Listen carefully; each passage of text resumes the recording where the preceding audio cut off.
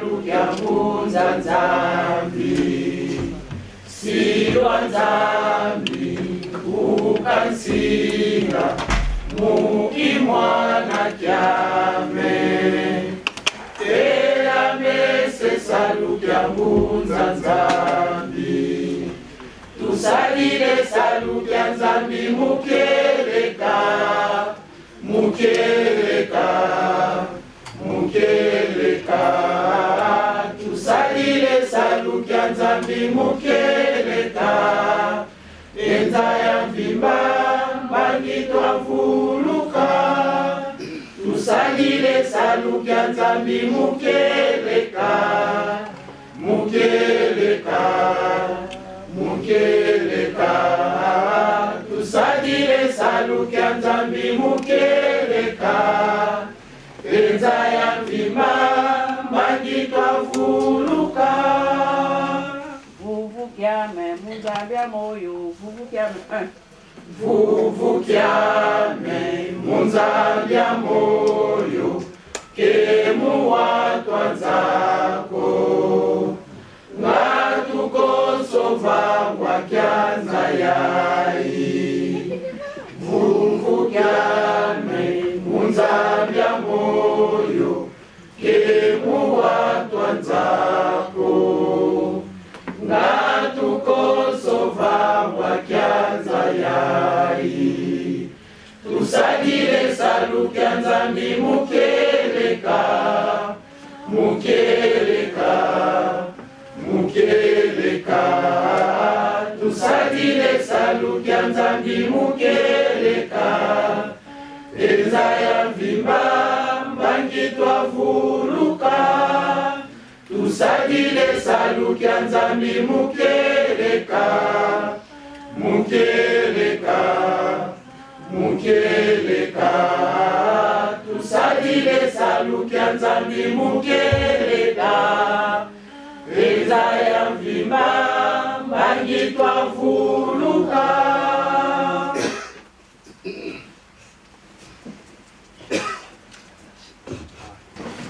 Dieu notre Père, Seigneur Jésus-Christ, Saint-Esprit, nous te remercions pour tous tes bienfaits.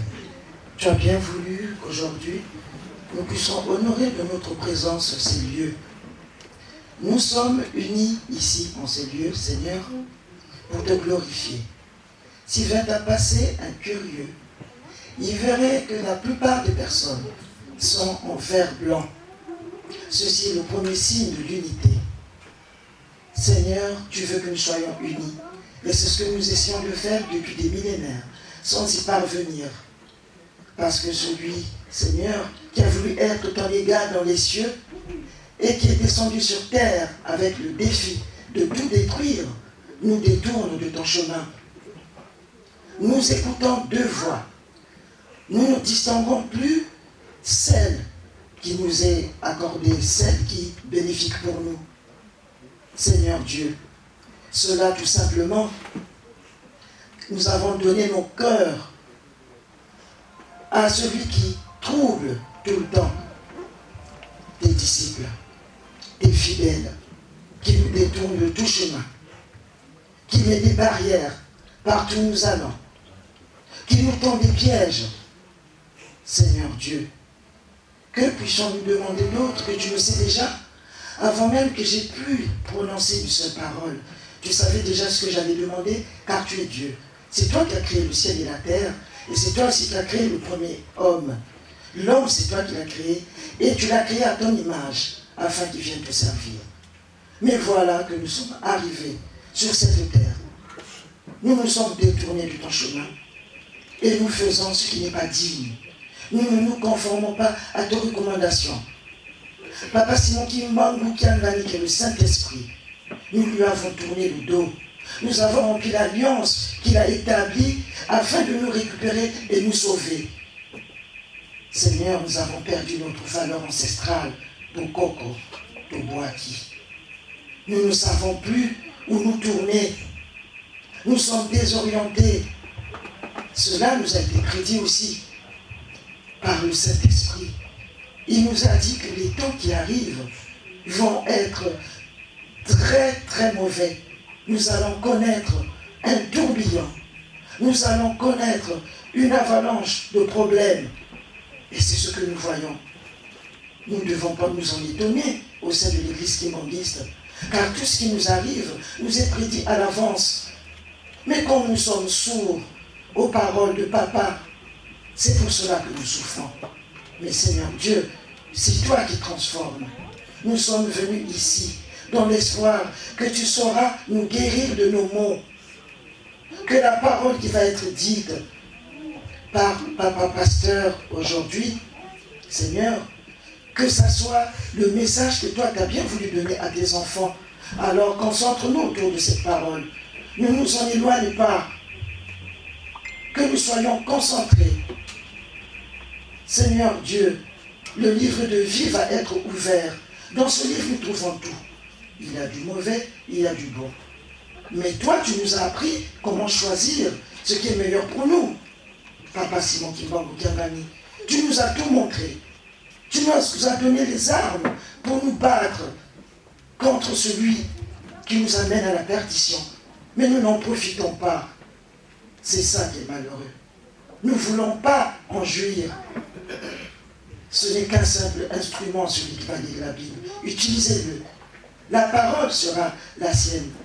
Mais le message profond viendra de toi. Car ça sera le message que tu as préparé pour tes enfants. Psaume 139, du 7e verset au 10e verset. C'est le psaume de David qu'il a décrit, il a dit, c'est le psaume de sa vie. Au nom du Père, du Fils et du Saint-Esprit. Où irai-je loin de ton esprit? Et où fuirai-je loin de ta face? Si je monte aux cieux, tu y es. Si je me couche au séjour des morts, tu voilà. Si je prends les ailes de l'aurore et que j'aille habiter à l'extrémité de la mer, là aussi ta main me conduira et ta droite me saisira. Pasapatuna sengina dino bolongola Ezali bombele ndokite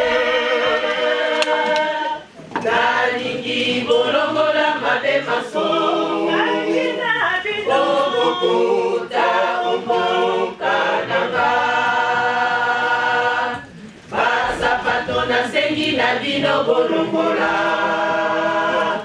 Ezali bombele ndokite Nalingi bolongola mabe maso Omokuta omokananga Pasapatona sengi na bino bolongola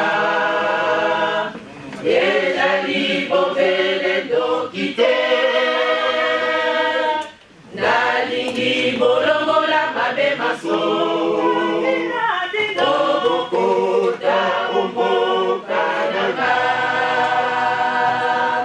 Soki bopetwa misolo Kokota Bopetwa misolo Elongo na kanjelu Komona ekuna Komona ekuna Asaina bomboli Bokana ye Bopetwa misolo Elongo na kanjelu Komona ekuna Komona ekuna Asaina bomboli Bokana ye Bopetwa misolo Elongo na kanjelu Soki bopetwa misolo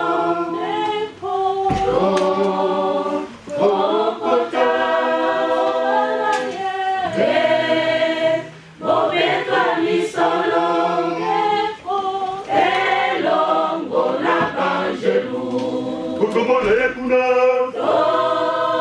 komona yekuna azali na bomoi na mboka na ye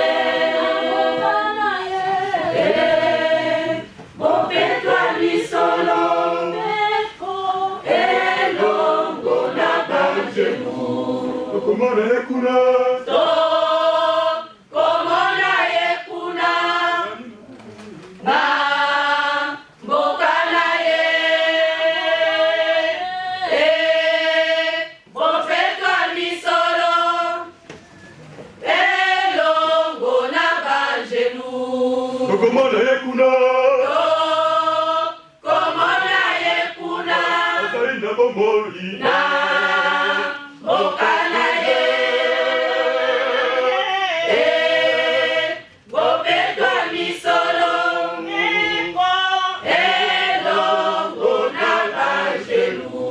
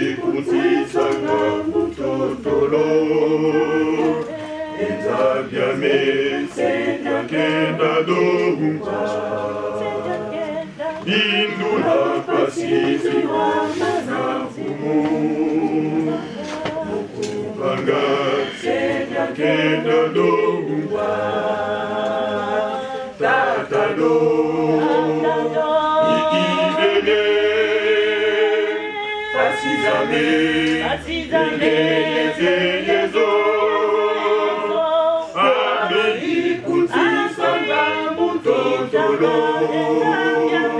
Ejadiame, Sejadado, Indura Pasizi wa Mazizi wa Mupanga, Sejadado,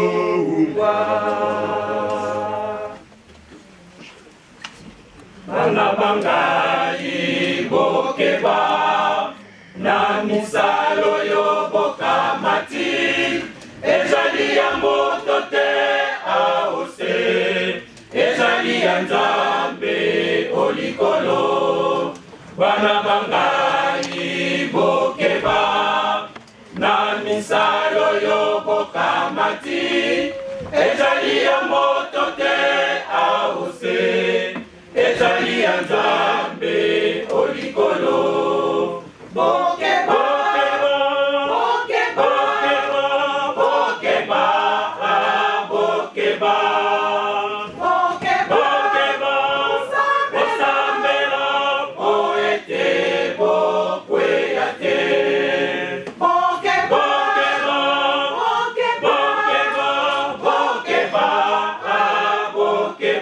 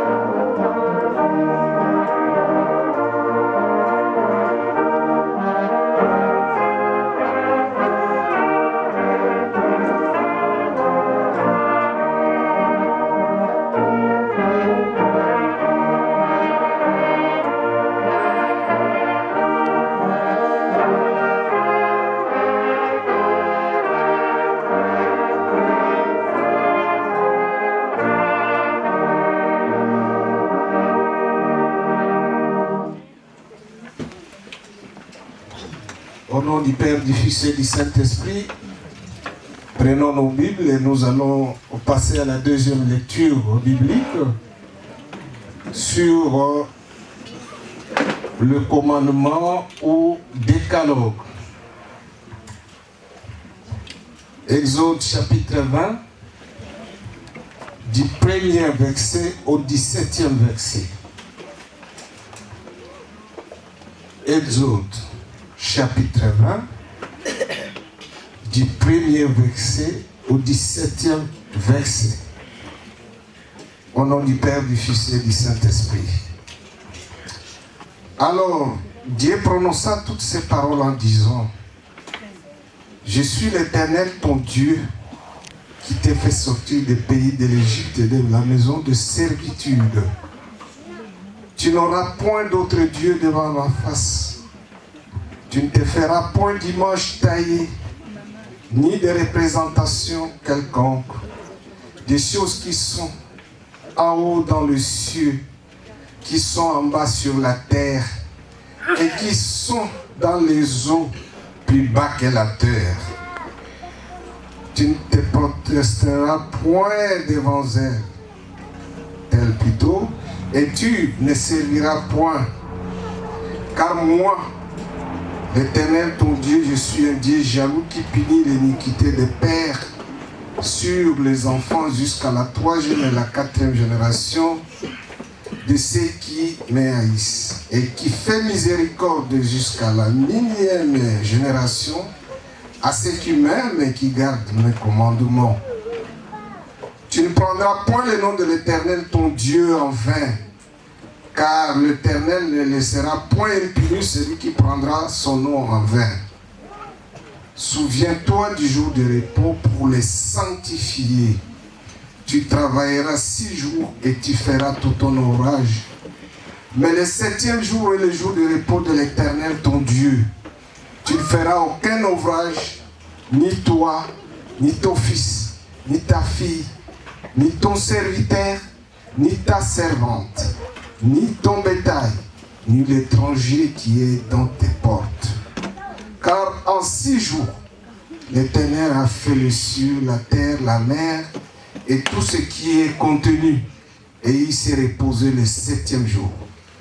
C'est pourquoi l'Éternel a béni le jour de repos et l'a sanctifié.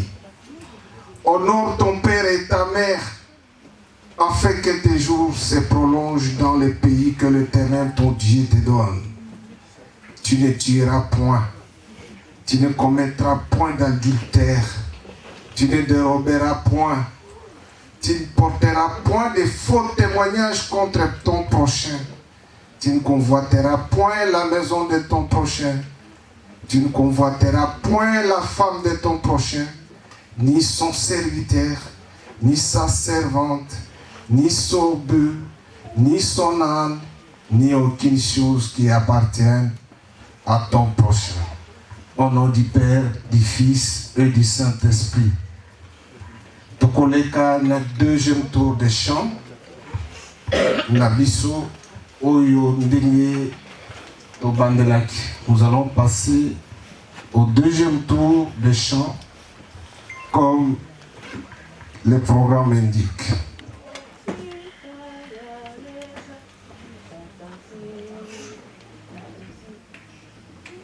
Tata Simon Sikaya Lenza, Lulendo Sikaya Dilayo, Lendela Setite la Mama Muza, Lukia Musika Songanyo, Tata Simon Sikaya Lenza, Lulendo Sikaya Thank you. 「あなたの愛は」 Tata Simon Sikaya Lenza, Lulendo Sikaya Dilayo, Lendela Setite la Mama Muza, Lukia Musika Songanyo, Lula Lula Wanda Selu, Yale,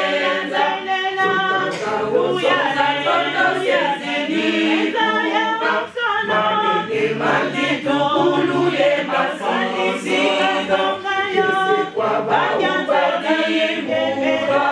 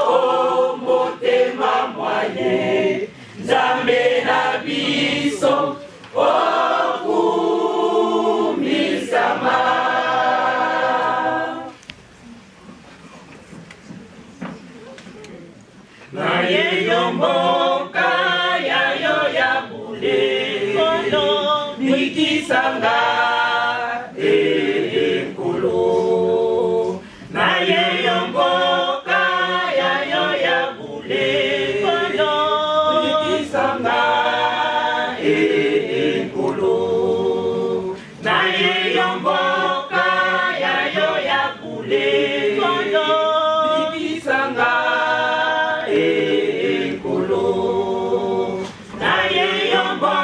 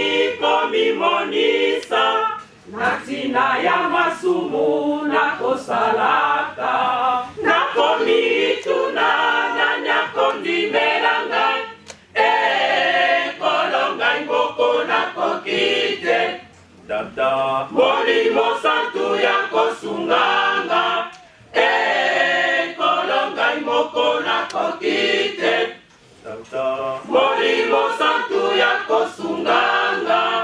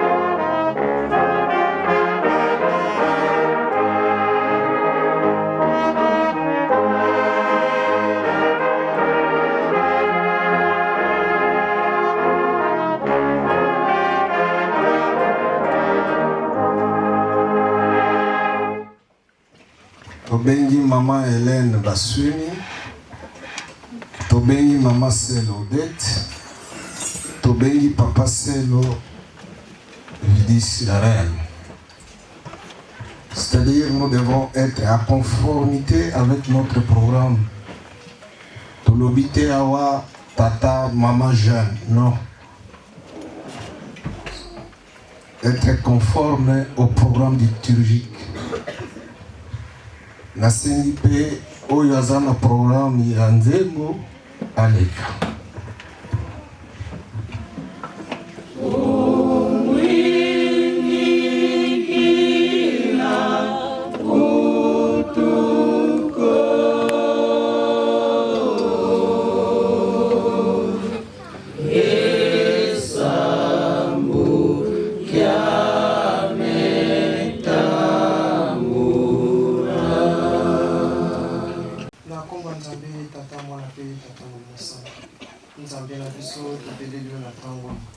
Aussi combattre la biso butumba tola la kineti ba oui mtambo nga iba na kite pauvre iba na kite na tango nzambe na ratose na soni to uti bipai ni pai to ekosanga na kati na nanti awa na tina cérémonie ya baptême ya bana pe ko telemisa paroisse na ona kati na mboko ya nanti papa olobini ko banda programme ya biso ti suka to pesonga na maboko na yo to singisi kimia za na kati na salo oyo nyonso aza na makanisi mabe papa ke mosili esika bato bali te kobanda programme ti suka topesa na maboko na yo tata paster ya telemi ya kolesa biso papa oyo ekouta na monoko na ye euta pai na yo oyo ya koteya biso tobomba ngo tosala nango mpe ete na ntango na suka toka kobikisama tosingi kimia na 5 continent kimia na bafamille na biso kimia na mabota na biso kimia na kati na mokili mobimba kimia na nkamba ya yerusalemu evandi mokonzi ya bule nzambe na to bakisa soni maano ka to senge mona kati na biso pesa biso bobangi bo tata nzambe angwisi bana mayele tata nzambe loba mongongo moyo te misabendea na yo kwete mokili momozo akimia na maana yo na kombo na nzambe tata mwana pe tata molimo santo singa amaso imonanga o Yesu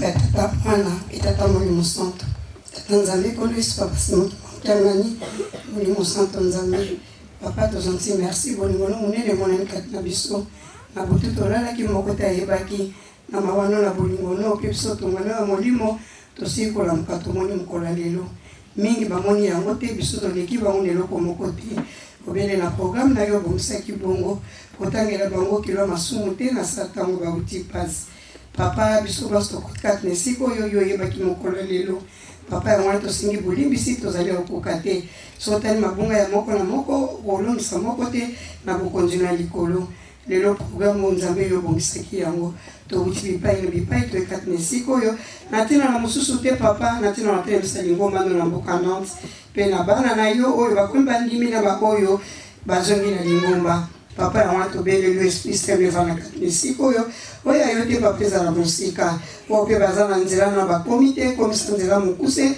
po te baya tosangana tosala mosala ndo na mokomelelo papa yo ozali ebandeli mpe suka moko te akokai na yo yo lobi moko te yaki epai na yo atikalaki lolenge aza banso baye epai no bazwaki kimia mpe kombo ekomisamaki papa tikozwa lokumu nkembo masanjo lezonga na mboka no ya bule mpo ovai na kitu na bokonzi komisamano papa tika tozala na biso kanisela biso toyeba sana pamba kutala moko azonga bongo te tokoti na bapasa ndenge na ndenge totikali komela bakisa bato ya kati na esika papa yo mopesi solution yo mobikisi ya mbangu na ntango ya pasi yango topeleli yo kopesa solution na bana no moko na moko na kati na esika oyo oyo aza na likambo ezotungisa ye toyeba sana ya pamba tozonga bongo te toyebisa biso na biblia ya bomoi kimia no ezala kati na esika oyo ebandela programme ti suka totiki na maboko na yo na bolingo na bino misato ya tata mwana mpe tata molimo santo tosengela ntango nyonso Mvuluzi wangetwizidi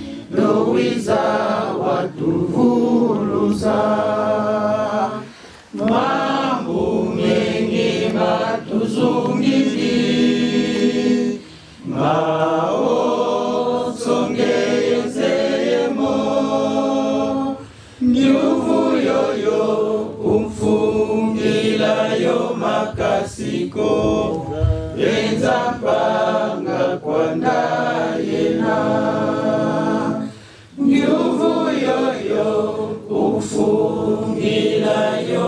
makasiko enzambanga kwanda yena mkumbase ye mwana velela ensambu za mfumu wetu Yesu Kristo ye zola wanzambi wa seneto ye untu ali mwana velela bikakalanga yetu kwa ile mvu mkumbase ye mwana velela. Amen.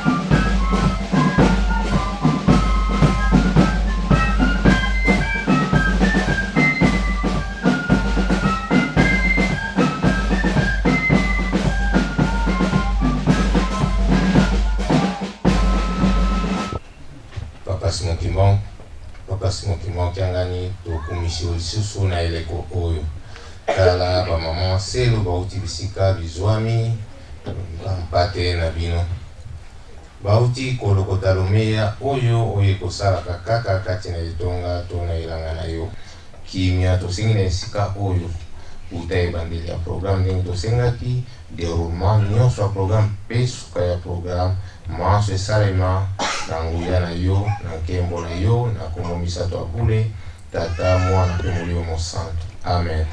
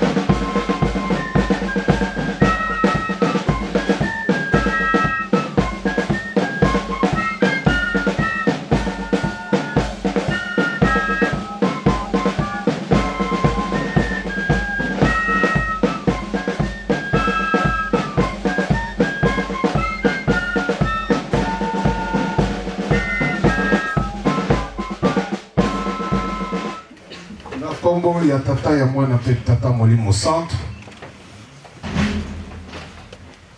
À titre de rappel, nous avons lu dans les psaumes 139, versets 7 à 10. C'était psaume 139, versets 7 à 10. Et nous avons lu sur le livre d'Exode. Totangaki mokanda et Exode Oyo Totangaka Bibeko chapitre 20 du 1er verset au 17e verset. Tokotanga na Esaïe chapitre 53. Esaïe chapitre 53 du 3e verset au 7e verset. Esaïe chapitre 53 du 3e au 7e verset. Tozali na milulu ya baptême ezali sacrement.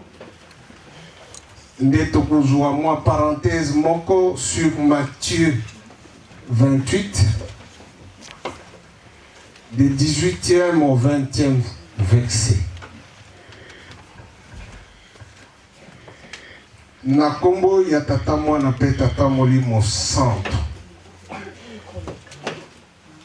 Esaïe 53 du 3e au 7e verset. Méprisé et abandonné des hommes, homme de douleur et habitué à la souffrance, semblable à celui dont on détourne le visage. Nous l'avons dédaigné, nous l'avons fait de lui aucun cas. Cependant, il a porté nos souffrances. Il s'est chargé de nos douleurs. Et nous l'avons considéré comme puni, frappé de Dieu et humilié. Mais il était blessé pour nos péchés, brisé pour nos iniquités. Le châtiment qui nous donne la paix est tombé sur lui.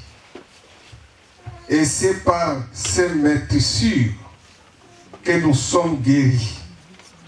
Nous étions tous errants comme des brebis. Chacun suivait sa propre voie. Et l'Éternel l'a frappé pour l'iniquité de nous tous. Il a été maltraité et opprimé. Et il n'a point ouvert la bouche. Semblable à un agneau qu'on mène à la boucherie. À une brebis muette devant ceux qui la tordent. Toleki na mukanda ya Matthieu. Chapitre 28, du 18e au 20e verset. Matthieu 28, du 18e au 20e verset. Au nom du Père, du Fils et du Saint-Esprit. Jésus s'étant rapproché de l'air, parlant ainsi. Tout pouvoir m'a été donné dans le ciel et sur la terre. Allez, faites toutes les nations des disciples, les baptisant au nom du Père, du Fils et du Saint-Esprit, et enseignez-leur à observer tout ce que je vous ai prescrit. Et voici, je suis avec vous tous les jours jusqu'à la fin du monde, au nom du Père, du Fils et du Saint-Esprit. Amen. Tout le monde est là. Na kombo ya tata ya mwana pe tata molimo santo. Nzambe na biso papa kisolo kele. Nzambe na biso papa dialongana. Nzambe na biso papa dengenda kontima. Bino ba nzambe kati ya papa Simon Kimba Onkiangani nzambe molimo santo. Papa lelo zali mokolo monene moyenga. Tozali na badate o ezali ko marquer biso. Il y a pension na yo papa Simon Kimbangu. Banda le 12 septembre 1921 oyo mitikaki na maboko ya ba Belge po ete bakanga yo po na passe na biso ici là po tozalaki na boloko ya 4400 ans Le 3 octobre, va condamner yo à mort. Ok, ko purger peine na yo na Lubumbashi.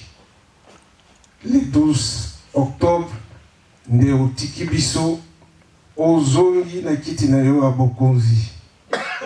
Yango na papa, biso bana na yo. Toye mokolo mwalelo awa na paroisse oyo ekuzofongwa malelo ya Nantes. Nde tokotia libanga na yo papa. Yango wana tofongoli mukanda ya bomoi.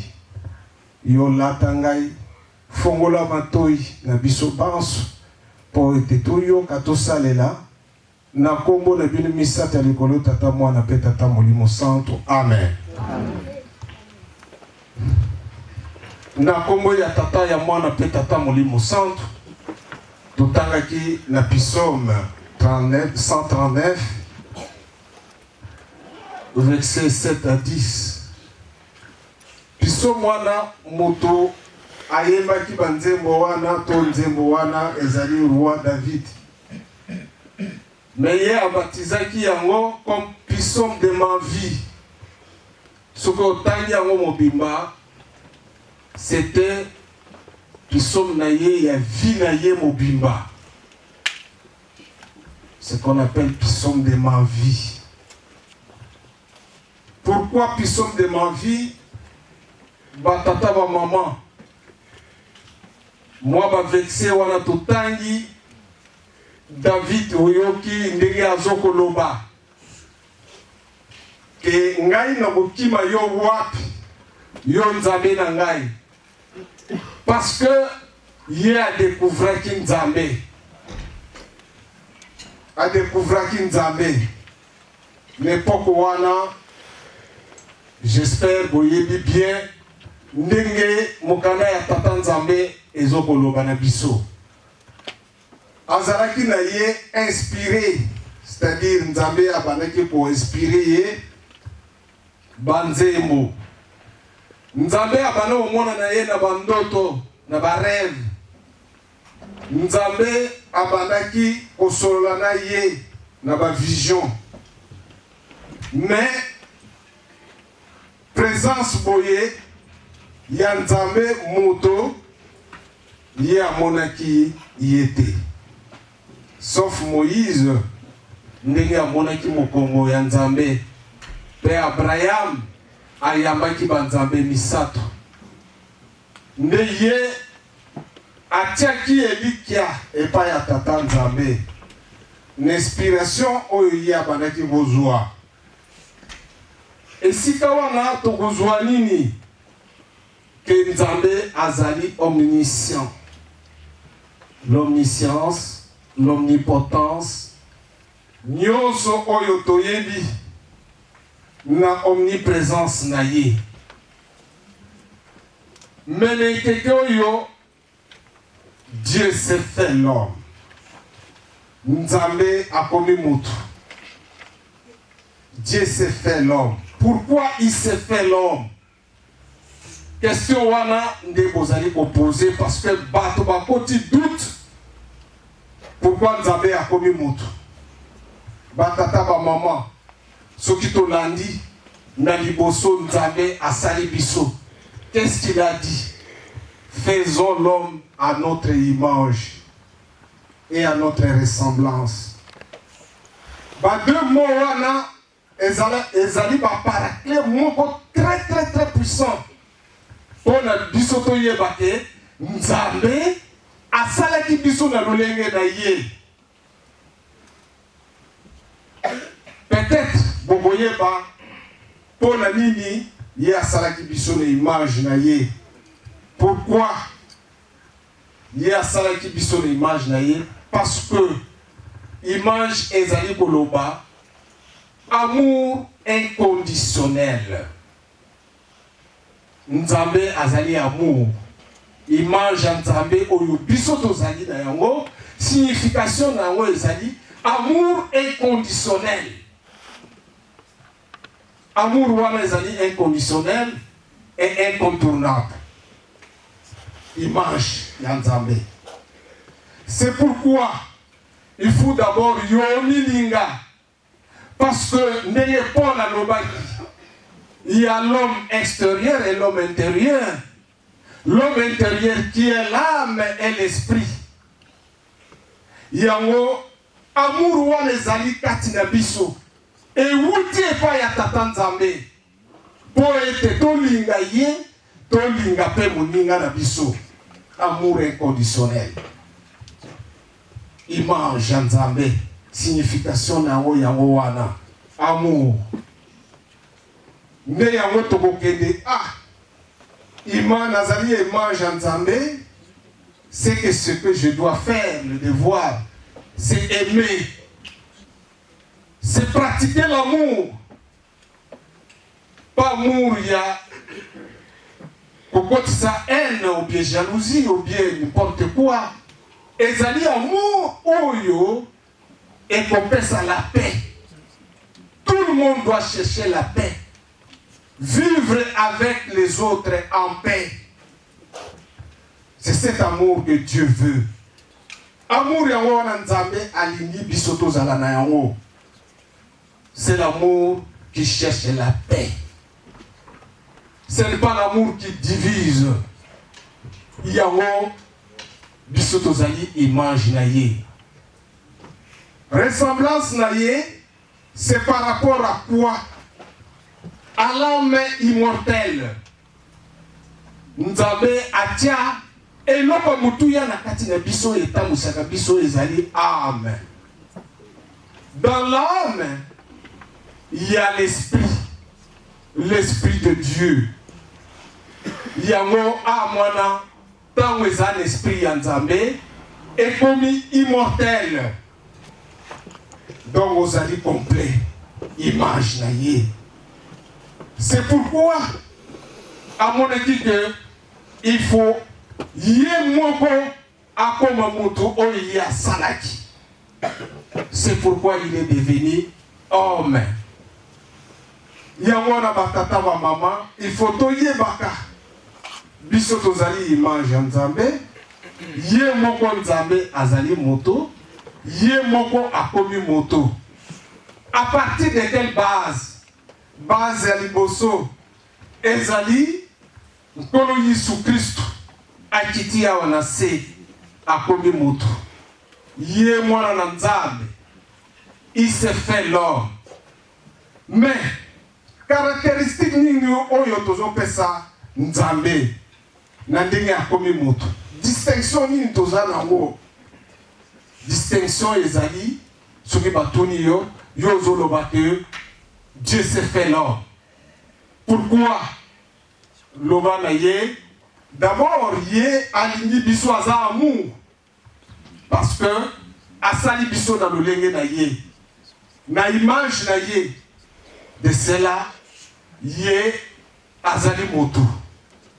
Mais, tant ye kokoma directement moto, na ndenge toyebi Nzambe na biso kolo Yesu Kristo eloko ya mutuya izoko distinguer biso na ye ezali ba miracle o ye asalaki.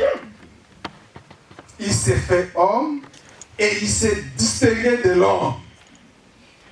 Pona nini makambo yo kolo Yesu Kristo asali biso bato moyen to sala ngo ezate ya la kisi bonzabe donc grandeur na ye. C'est sa grandeur. Des distinctions, na biso tukomi na ye, les sikawana. Papa Simon Kimba ondenge moko. Nzambe molimo santo. Il s'est fait l'homme. Tango akomi moto. Pona nini? Ye asalaki moto na lolenge, na image na ye. C'est pourquoi il s'est fait l'homme. Mais pourquoi tomber la trouble na likambo wana? Et non, on dit les autres pour distinguer Bissona, Dieu qui s'est fait l'homme. C'est par rapport à ces miracles où il y a sali. Papa Simon Kimbangu, à ce qui suit Maman Dina, où il y a pour là qui 3 jours, mais à ce qui suit, moto, où il y a des gens qui ont na biso, toko sala miracle wana te. Ye azali kati na yo, image na ye ezali ye, mais yo okoki na ye wapi? C'est ça Dieu. Nzambe ye wana. Yango wana batata ba mama toyeba ndenge David abandaki komona que Nzambe azoko exister. Mais biso tozali na ba doute ne existence ya Nzambe. Yango tozali musika. Mais lelo lokola toyebi secret wana ke biso tozali image na ye et ye azali image na ye ezali amour. Donc on va pour ça en sorte que présence na ye est habitée et exister quand il biso. Et ezali pour exister. Ezali pour exister parce que ils ont conduit yo amen. Na esprit o ezali na kati. Oyo ezali invisible. C'est pourquoi vous êtes là. Moi je suis là. C'est Dieu lui-même qui est envers moi, qui est dans moi. Yawana, toute l'équipe, tous allez dans le programme Biso ya Makasi, Lelo, toute l'équipe na Biso. Toké na mokanda totanga ki ya Mibeko, Batata ba maman. Mibeko et Pessamele Biso. Les 10 commandements, ezali cause, donc code plutôt, code d'éthique. Il y a usage de société civilisée.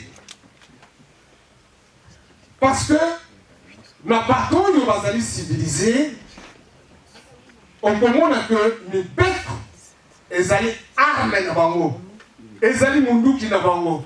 Il y a changement. Bisopé, poète tozala changer. Toko batela Mibeko oyo ba pesi biso. Batata ba maman parce que toko kene na pension ya papa Simon Kimbangu na kofongola bino ba parenthèse o ezali par rapport ya Mibeko conséquence ya Mibeko. Tata Nzambe asali biso asalaki Adam. Après ce qui est kaka Mobeko moko. Na Mobeko wana ye après ce qui est atosaki yango te. Nini eyaki? Etumbu nde eyaki. Etumbu nde eyaki. Nana sibisaki etumbu. Ezali nyoka. Ezali maman Ève. Ezali Papa Adam. Comment ils ont subi ça? Nabo pesabino secret où le papa Daniela a yebisa kibiso. Et puis ils ont la carte Bible. C'est-à-dire tango oyo bango bazui et tumbu. Ils ont pris ce qu'on appelle les triples sentences, donc sentence de malédiction. Sentence de malédiction. Triple sentence de malédiction. Bazouaki bitumbu 3 fois. Nyoka zui 3 fois. C'est-à-dire 3 malédictions. Ève a zui 3 malédictions. Adam a zui 3 malédictions. Ba malédiction wana na kombo ya tata ya mwana pe tata molimo sang. Oyo nde bango bazouaki. Batata ba maman bokene botanga ngona Genèse chapitre 3. Genèse 3.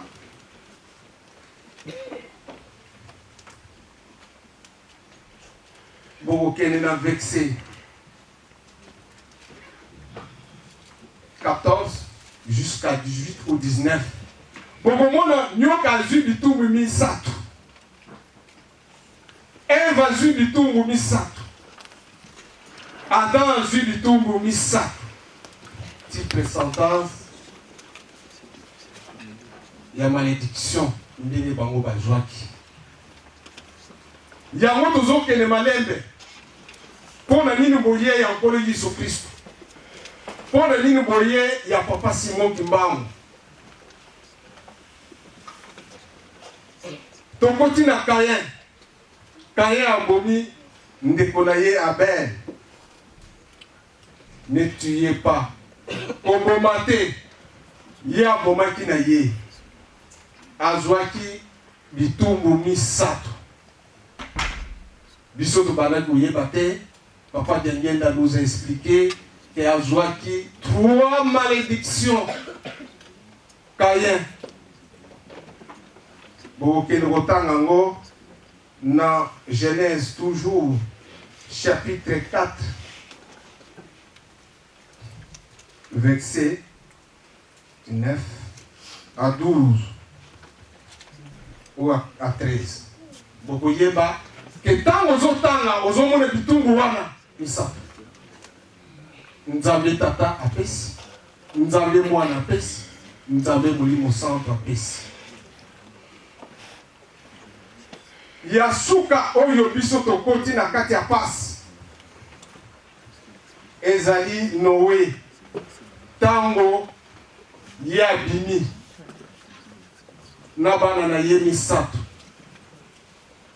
Boyebili kamuni elekaki. Mwana oyo ya liboso Kam. Le asekaki tata na ye. Azwaki 3 malédictions. Yamakasi epai wana biso bayindu parce que mukilo ezalaki biso kaka biso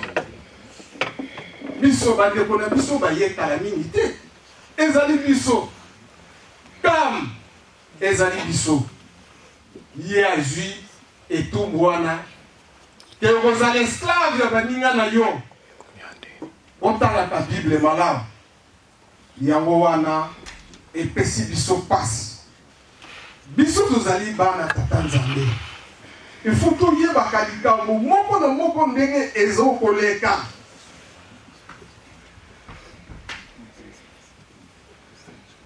Tango Kam. Mais etumbu ezokende ti na 3e génération na ye. Na koko na ye Kana. Kana ye wana koko ya Kush. Kushwa ye wana koko ya Nimrod oya tongaki tour de Babel ya wana batata ba mama tosala keba na mibeko papa alobaki na biso obuki mobeko moko ozali na 3 malédiction liboso ezali tata Nzambe ye moko akopesa yo Yame Mbale, Kolo Yisu, Yami Sato, Tata Molimo Sa. Kaka ndenge tozana 10 commandements boy. Au bout du moko, ozali na 3 malédictions. Ndenge apesaki liboso. Yango na mona katozala kaboyi. Tango osali lisumu, oyebi ke osala ki mabe, ozokele osala ntubela, okotia misapi misato. Bambayi misato likolo. C'est pour que ba malédiction wana misato na lisumu osali bakwa kulimbisa yo. Yango wana to banga kosala mabe. Nzambe alingi biso. Soki papa Simon Kimbangu ayaki ezali po alongola biso na bowumbo wana toyeba ye tozonga lisusu te kosala mabe batata bamama tolongwe na esika wana tokei na mokanda totangaki ya Esaïe chapitre 53 la pension de papa Simon Kimbangu. Tokoloba nini na pension ya papa Simon Kimbangu. Toyoki ndenge na uti kolobela bino ba malédiction na biso triple malédiction na biso ndenge to banaki bozwa yango. Maman Ève a eu na ye triple malédiction. Papa Adam a eu triple malédiction. Et Caïn a eu triple malédiction. Et comme moi la liboso à Noé azwi triple malédiction. Esengelaki nkolo Yesu aya po ete aya kolongola biso na kati ya masumu wana, c'est-à-dire na kati ya malédiction wana. Parce que porte ya likolo ekaramaki, mutu abanaki kokende lisusu likolo te, paradis ezalaki fermé. Nkolo Yesu Kristo ntango aye akufi ake na enfer kuna nde epai abimisaki na saint d'Abraham basaint oyo bazalaki na enfer nde amemaki bango na paradis. Yango azongisi biso eloko oyo tobumisaki ezali nini? Ye moko Nzambe, esprit na ye. Tant tozwi malédiction, esprit na ye ekei totikali vide.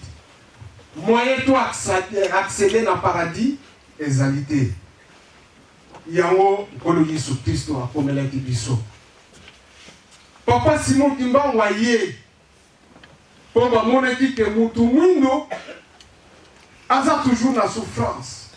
Yango ye aye po ete a sacrifié nzoto na ye po abimisa biso na boloko wana. Makambo biso batosalaki yango. Malédiction eyelaki biso. Triple, triple, triple. Triple na Ève, triple na Adam, triple na Caïn, triple na Cam. Tokoti boloko. Ye fo aya kobimisa biso na boloko wana. Na servitude wana. Yango wana. Il faut alakisa bunzambe na ye. Toyebi bunzambe na ye ndenge nini alakisaki biso. Po ete tondimela ye. Tango alimi sacrifice wana. Na peine de mort. Po na ngai na yo. Il faut totala. Tout ça l'examen de conscience. Po na nini tozonga lisusu kosalela makambo wana po ete malédiction yela biso lisusu. Po na nini? Or tozali image na ye. Tozali ressemblance na ye. Yango wana batata ba mama biso tozali na tango nekeko oyo bamvoala misato bakanisi biso esika moko. Mabele opeza ya biso. Partout, c'était l'homme noir qui habitait. Ils appelaient Abisso. Et ça lui passe. Pour être tombé dans les cas, nous les avons la Abisso Liboso. Mais les amis n'Abisso Koyeba. Tout commis à Wa, na poto. Tout ça, la réflexion, Wana. Mais quand on monte, mon papa Simon Timbaou, il est à libérer Bisso. Tant à libérer Bisso, tokomi na libération, Mutumwindo a été considéré ndenge tovandi ngai na yo. Mais soki ozoko zonga na makambo ya zoko boya, c'est là ezoko ya pasi na biso ndenge papa Daniel na lobaki. Soki makambo misato yo, bosimbi yango te. Passe na bino ekosila te. Pourquoi? Bango babimisi biso na boumbu. Kaka makambo wana ya mibeko. Oyo babimisi biso na boumbu. Mais soki tozozonga kaka kosala makambo wana na ndenge tozalaki tozwa lisusu malédiction tosala examen de conscience na ndenge tozali. Et puis tu y poto pour être tout la qui sa grandeur na ye. Tala. Moi c'est à Samarie. On est dans Jean chapitre 4. Sur le chapitre 4 on a mobimba na Jean. Bokoye ba ke moi si moko ya Samaria. Kolo Yesu Kristo akutaki ye na libulu ya mai. Ba solo laki. Bref. Mwasi wana aye koyeba ke oyo azali nzambe. Lelo papa Simon Kimbangu Kianga nzambe Molimo Centre azo koyeba ke yaya na ngai mama Mwilo azana Nantes. Likambo nini ye akosepela na biso ezali misala oyo ye azokobona nango na nkamba Jérusalem batata ba mama. Misala ya botongi nkamba Nouvelle Jérusalem epai biso tokobika. Metango azoyoka yaya azali kuna motema na ye ezali awa yango wana tokosala manso po ete ya yoka ke ya solo basalaki misala ya sepela po ete akokopambola biso likambo na tokosala yango te parce que bénédiction makasi oyo tozali nango ezali ya misala mpona mibeko ay pasi na tata ba jeune pasi yango tozali na misala na biso et puis ndenge tozali lingomba etiami awa bozala lokola mwasi wana ya Samaria. Nantes na pesi bino chapitre Jean chapitre 4 mwasi ya Samaria akutanaki na okolo Yesu. Lelo mokutani na papa Simon Kimbangu Kianga azali représenter na mama Mwilo awa.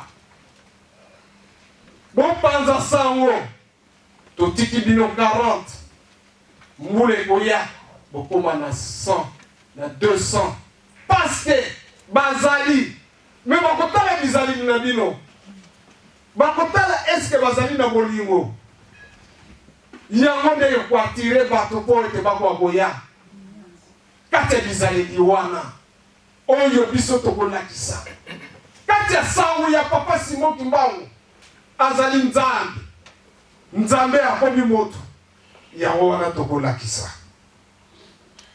mbuma kitoko oyo kobota mokolo molelo nesikoyo tokosala baptême. C'est vrai, ezali rémission ya péché, ezali rémission ya malédiction, ya triple sentence, ya malédiction oyo tozwa yango wana tango ozwi baptême salela mibeko po tikala kati ya bénédiction oyo okozwa yango wana batata ba mama biso tozali bana tata moko nalobaki na biso totala obele nzambe asali biso na lolenge na ye, c'est-à-dire na image na ye et ressemblance na ye. Nalobi ke image ezali amour inconditionnel, ressemblance ezali l'âme immortelle. Yango nzambe azali kati na biso. Il s'est fait l'homme.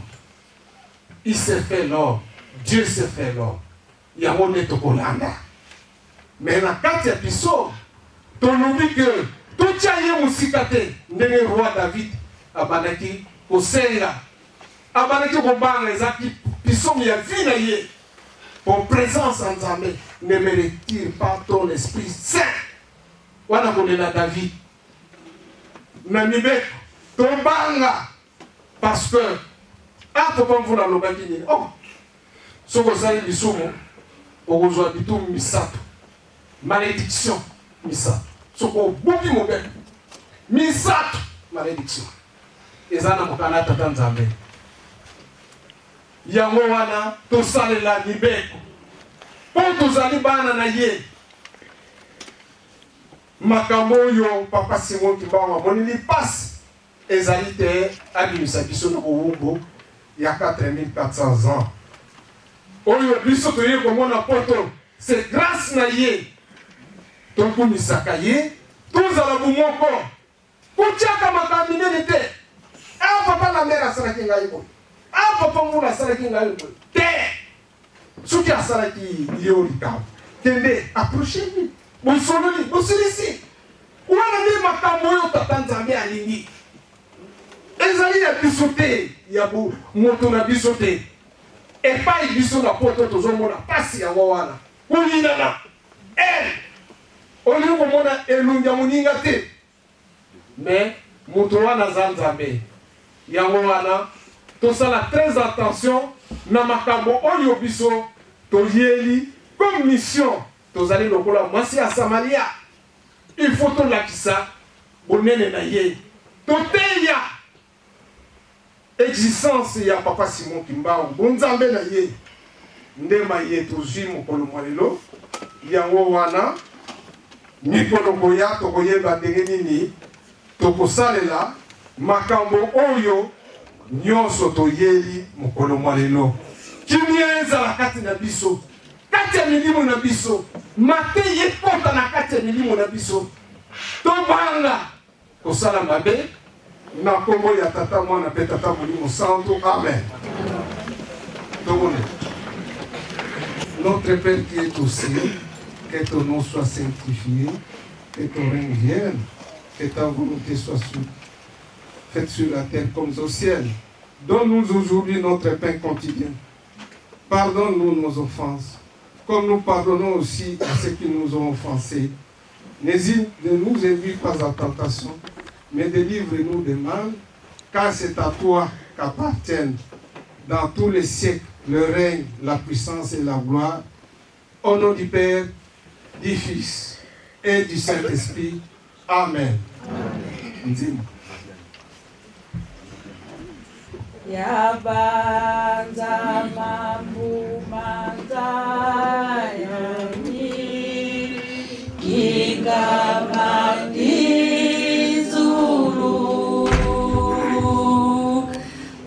usirwanza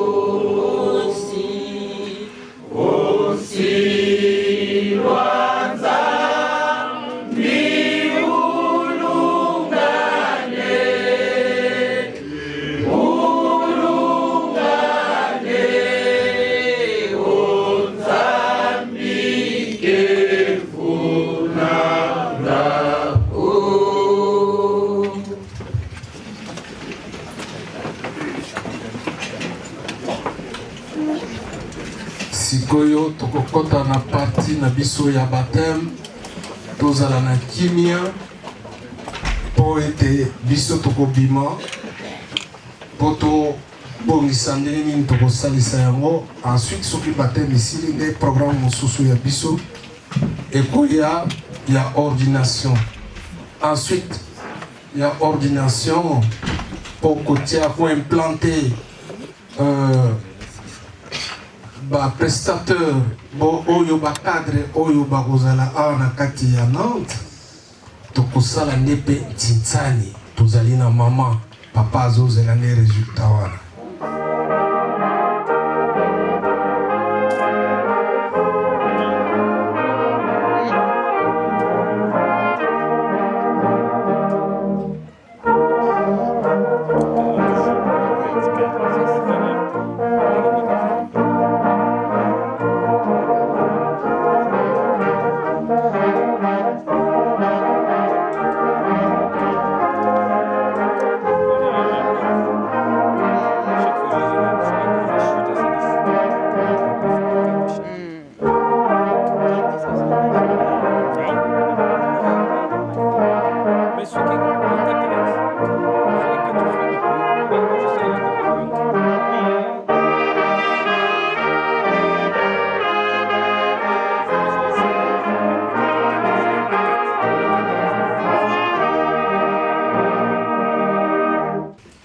ezali bobomesano papa pasteur oyo nde babengami mpo ete tokomi bongisa mpona mosala wana nde tokobenga yambo révérend pasteur Nixon Sakomeso nde akotelema nde tokokende na ye mpe lokola révérend pasteur Mvula eti mpe révérend pasteur Marcel Vatusili nde tokei mpona komibongisa na ntina ya baptême.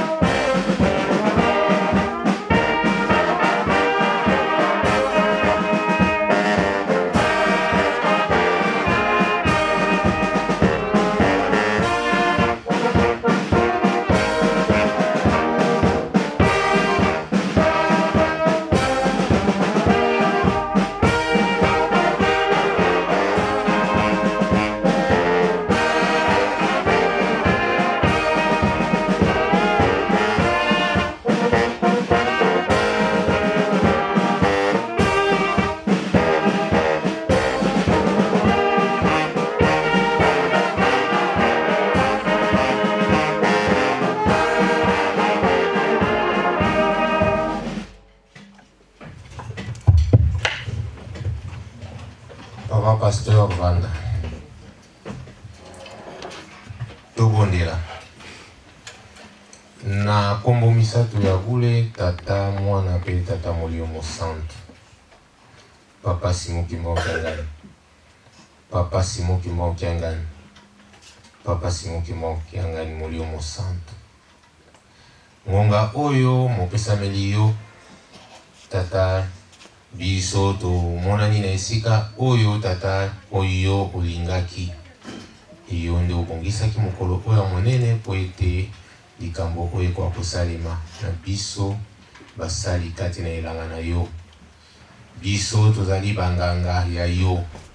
Iyo nde kosala kati na biso po ete mosalo esalema ndenge oyo lingeli. Iyo nde kotia loboko netonda mapamboli na baye oyo bakobiangama na esika oyo. Pe tata iyo nde kosala suivi na bango tikino suka. Na yango manso tike salema na bolingo bwa yo na kombo misato abule tata mwana pe tata molio mosanto. Amen. Na kombo tata mwana pe tata molio mosanto bandeko lelo ezali mokolo oyo epesameli biso po ete tokoka kosala sacrement oyo ya libatisi. Ndenge ezali bomesano kati na lingomba na biso nde tozali na balandi molandi moko pe sekoki tote Saint-Elama plutôt moko. Alors tokobanda na Saint-Elama. Saint-Elama azali moto oyo asi azwaka libatisi mokati na lingomba. Kasi akoyaki. Tango ya akoyaki ndenge lingombe lobi na biso ete soko kwei kotikala na mabele te telema ozonga na molongo. Liende azwi konzo ya ozonga kati na lingomba. Nde mutu wana babengi Saint-Elama. Na yango tokobenga maman diaconesse le superviseur abengela biso bakombo ya moto moko Saint-Elama tozali na ye. Na kombo ya tata pe ya mwana pe ya tata molimo mosanto. Ndenge papa pasteur alobi tozali na Saint-Elama moko. Tokobenga ye ezali mama Komingwisa Velda.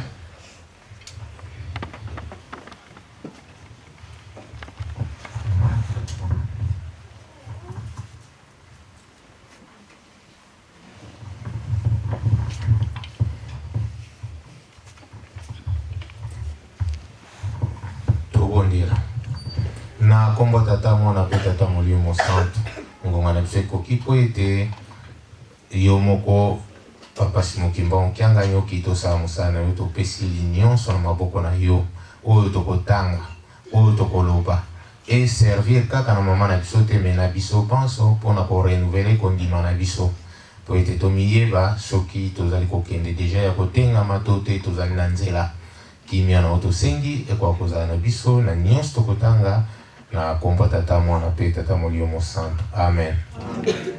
Na kombo tata mwana pe tata molio mosanto nde nauta koloba ye azali mama na biso asi azwaka libatisi mokati na eyamba mende basituation ya vie esali ete ase retrouve boye nde amimoni ete azalaki libanda asengeli te akoka kozonga omolongo nde mokolo mwa lelo yazwi courage ya kozonga nde ezali félicitation na ye.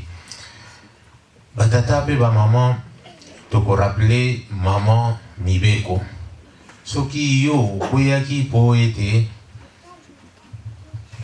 obungisaki ba point na yo nyonso Mibeko obosanaki na yango nde tokotangela o Mibeko ya lingomba tobandi na ba principe toke précepte kimbangiste yango ezali zomi na mibale 12. Pour l'église kimbangiste sont inaliénables dans les temps et l'espace les principes suivants. 1. La fidélité à la Bible et particulièrement à l'enseignement de Jésus-Christ. 2. La foi en la Sainte Trinité, Père, Fils et Saint-Esprit.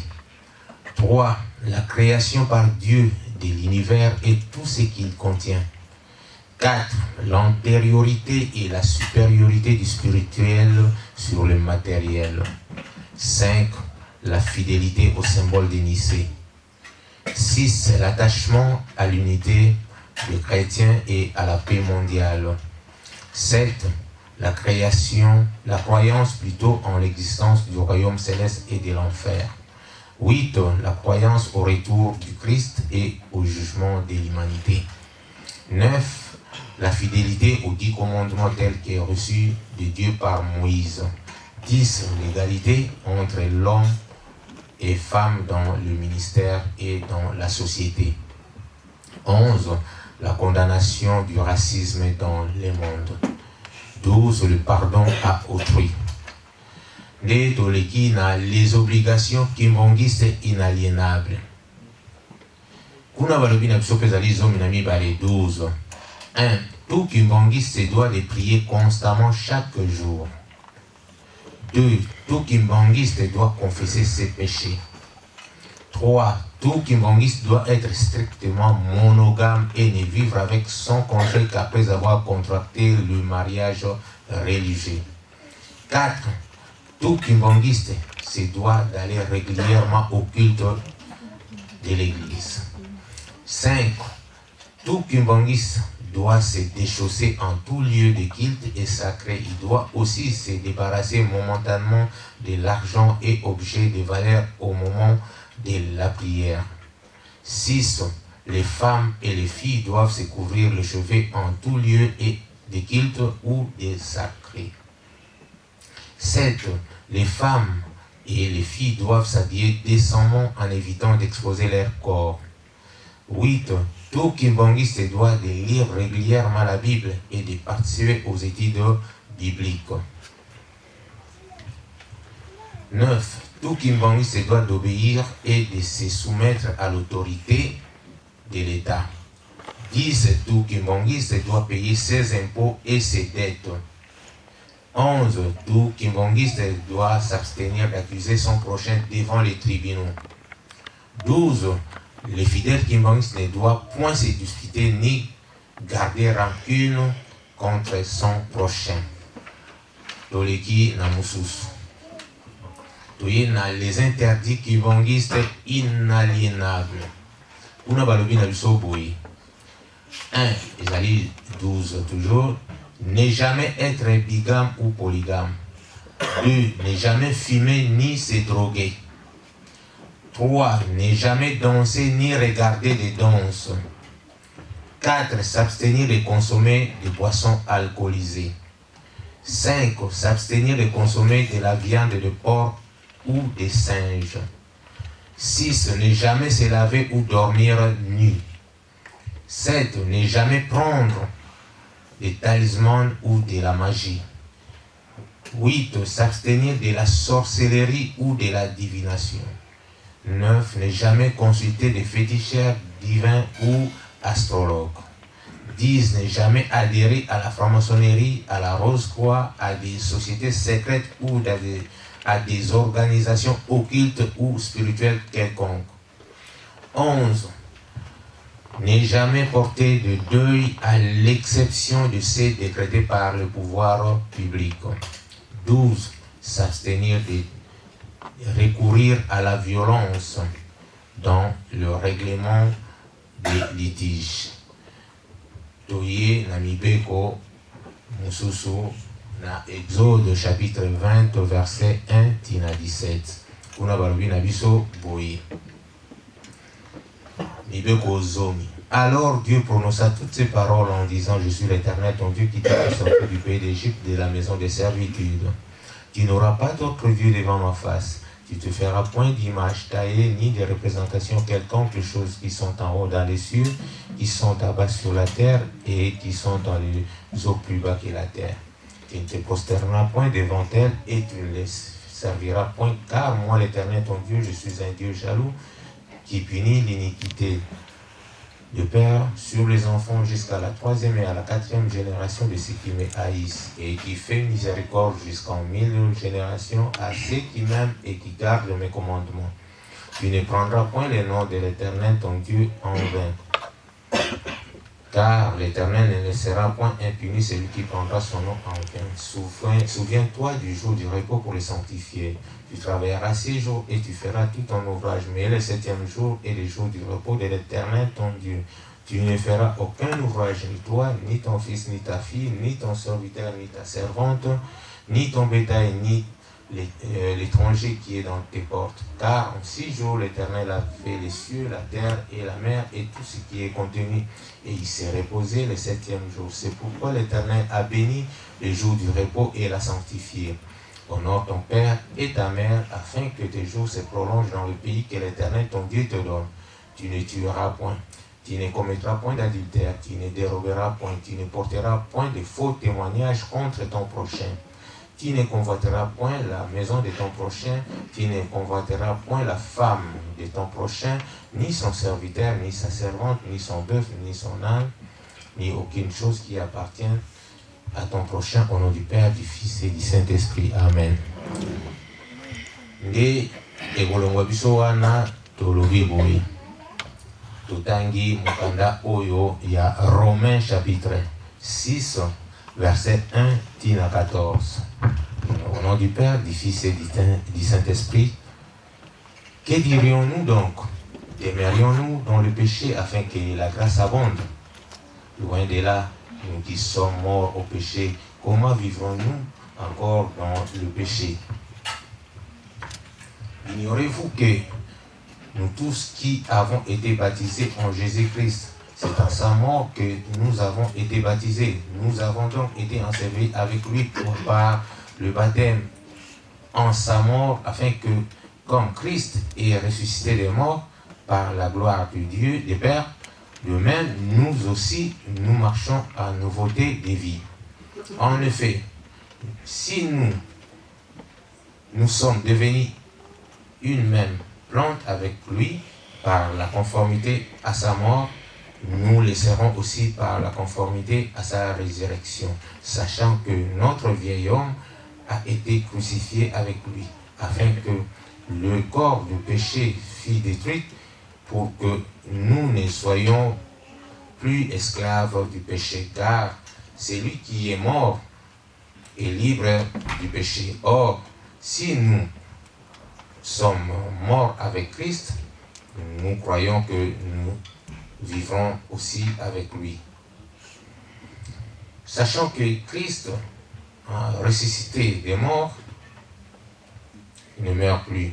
La mort n'a plus de pouvoir sur lui, car il est mort une fois pour toutes. Il est revenu à la vie et c'est pour Dieu qu'il vit. Ainsi vous-même, regardez-vous comme mort au péché et comme vivant pour Dieu en Jésus-Christ. Que le péché ne règne donc plus loin dans votre corps mortel et n'obéissez pas à sa convoitise. Ne livrez pas vos membres au péché comme des instruments d'iniquité, mais donnez-vous vous-même à Dieu comme étant vivants des morts que vous étiez, et offrez à Dieu vos membres comme des instruments de justice, car le péché n'aura point de pouvoir sur vous, puisque vous êtes non sous la loi, mais sous la grâce, au nom du Père, du Fils et du Saint-Esprit. Amen. Le Fils alors lui dit: Mon Père, j'ai péché contre le ciel et envers toi. Je ne suis plus digne d'être appelé ton fils. Mais le Père dit à ses serviteurs: Vite, apportez la plus belle robe et l'en revêtez. Mettez-lui un anneau au doigt et des souliers aux pieds. Amenez-le vos gras et tuez-les. Mangeons et réjouissons-nous, car mon fils que voici était mort et il est revenu à la vie.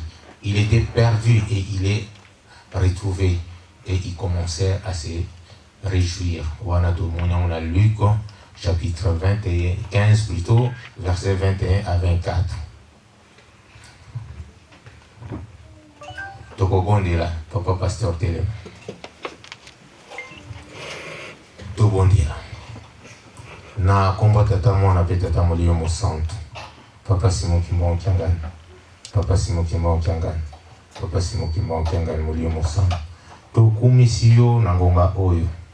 Po likambo monene oyo ezali kosalema na tina ya mama na biso oyo ya monaki etakwei esengeli atelema asengeli kotikala na mabele te ndi atelemi na mokolo malelo telemisa ye libela yo nde okotelemisa ye yo nde okolakisa ye yo nde okozala kati na motema na ye po ete malako manso oyo azwi mibeko manso toto bienso oyo tosili kopesa oyo opesi biso tokoka kotanga na mokolo malelo ekoka kosala kati na ye pambola ye mikakatano nyonso ya satan komekama nyonso tika ete eza mosika tia loboko na yo etonda mapamboli kati na ye po ete azala na kimia libela na libela ye mpe ndako na ye mobimba na kombo ya tata mwana mpe tata molimo santo. Amen. Chers sœurs, vous êtes kimbongistes. L'église a des lois et vous les connaissez bien. L'église se réjouit de votre retour en son sein.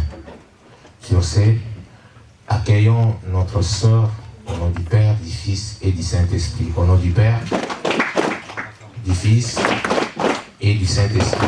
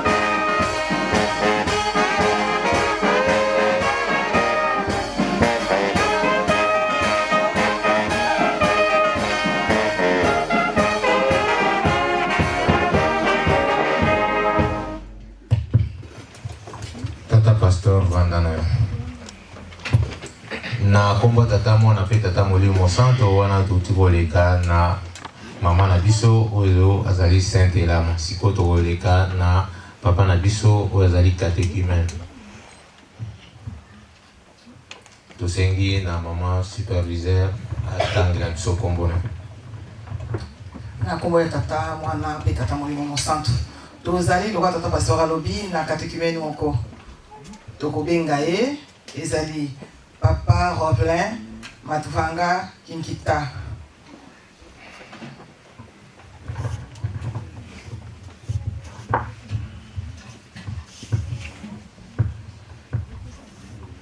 Tobondela na kombo tata mwana pe tata molimo santo. Papa Simon Kimba Okiangani ngonga ekoki po ete moko akoka kokota kati na yamba na yo. Nini oyo biso batu oyo tozali kaka be batu tukoki kopesa na ye yo kaka moto ozali na oyo yo koki kopesa na ye mpe na biso po ete tozala batu ya solo na yango tata manso tokotanga manso tokoloba tika ete ezala ya yo na kombo misato ya bule tata mwana mpe molimo santo. Amen. Jésus dit à ses apôtres et à nous aujourd'hui qu'il est le chemin, la vérité et la vie. Nul ne vient au Père que par lui, car comme Adam, toute l'humanité a péché, en lui, elle retrouve la vie éternelle. Que l'on se souvienne, que l'on en souvenance de ce que disait Jean-Baptiste sur le baptême du Saint-Esprit. Moi, je vous baptise d'eau pour vous amener à la repentance. Mais celui qui vient après moi est plus puissant que moi, et je ne suis pas digne de porter ses souliers. Lui, il vous baptisera du Saint-Esprit. L'Église de Jésus-Christ vous soumet au baptême. Conformément à un commandement qu'elle a reçu du Messie, allez, faites de toutes les nations des disciples, en les baptisant au nom du Père, du Fils et du Saint-Esprit. Enseignez-leur à observer tout ce que je vous ai prescrit. Et voici, je suis avec vous tous les jours, jusqu'à la fin du monde. Pour on a Matthieu chapitre 28, verset 19, 20. Alors, quiconque croit en Christ, qui est baptisé et met en pratique ses commandements, a le salut. Celui qui ne croit point en lui se prive du salut. Répandez-vous et que chacun de vous soit baptisé au nom de Jésus-Christ pour le pardon de ses péchés. Et vous recevez les dons du Saint-Esprit. Voilà, tout à l'heure, on a Actes des Apôtres, chapitre 2, verset 38. Lève-toi donc et sois baptisé pour la rémission de tes péchés par Christ et glorifie son nom. Texte wana ezali na moto oyo azali catéchumène, donc moto oyo botama ayambami azwi baptême na eyambata moko te na église moko te mbala liboso oyo ye azali kozwa baptême. Mpona yango tosengi na tata pasteur akwa kotelema. Prions. Éternel, mon âme est remplie de crainte et d'angoisse au moment où tu m'utilises pour baptiser mes semblables. Car bien que je sois ton serviteur, je suis moi aussi pécheur et je me sens indigne de procéder au Saint-Sacrement du baptême. Je me soumets, Seigneur, toutefois, à ton ordre qui exige que l'on fasse de toutes les nations tes disciples. Je te prie, Seigneur, de faire descendre ton Saint-Esprit sur notre ami qui reçoit le baptême afin que leurs péchés puissent soient pardonnés. Fortifie-les pour qu'ils soient à même de vaincre l'ennemi, qu'ils parviennent à mettre en pratique tes commandements à tout instant et qu'ils ne succombent point aux sollicitations de Satan. Marque-le de ton saint sceau afin que Satan soit effrayé de les tenter. Au nom du Père, du Fils et du Saint-Esprit. Amen. Amis, pour le salut de ton âme en Jésus-Christ, je te reçois dans son assemblée au nom du Père, du Fils et du Saint-Esprit. Amen.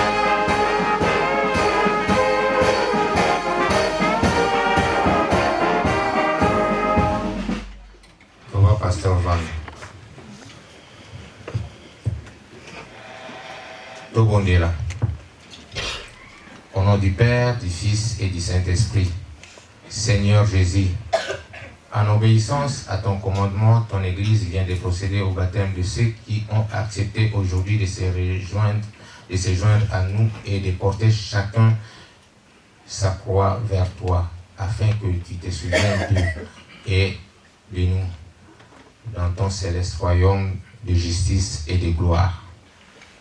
Protège-les de tout péché et affermis-les constamment dans leur foi en toi. Sois leur guide et leur protecteur de tous les instants et manifeste ainsi qu'à nous ton éternel amour au nom du Père, du Fils et du Saint-Esprit. Que la grâce de notre Seigneur Jésus-Christ, l'amour de Dieu notre Père et la communion du Saint-Esprit soient avec nous tous aujourd'hui et à jamais. Au nom du Père, du Fils et du Saint-Esprit. Amen. Amen.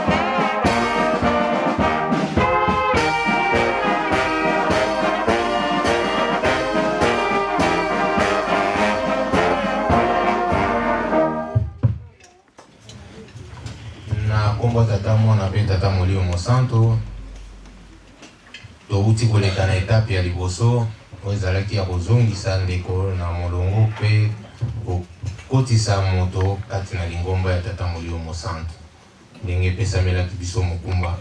Sikoyo toleki na etape ya mibale oyo ezali installation ya bureau paroissial ya paroisse ya Nantes. Mpona yango mokumba monene wana mopesameli papa conseiller général révérend pasteur Nixon Sakomeso yende tokosenga akwapoleka mpona kosala programme wana.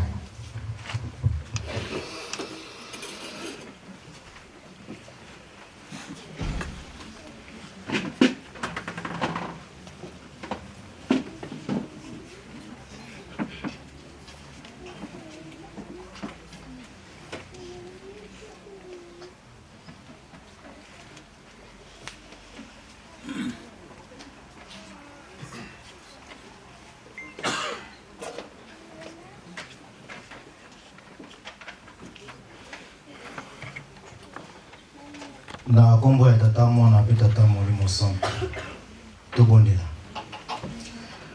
mukumbwa seye mwana ye mwanda velela nzambi eto papa kisolokele lukelo nzambi eto papa dialungana jangani nzambi eto papa diangenda kutima beno batatu muna papa simokimbangu jangani tata mwanda velela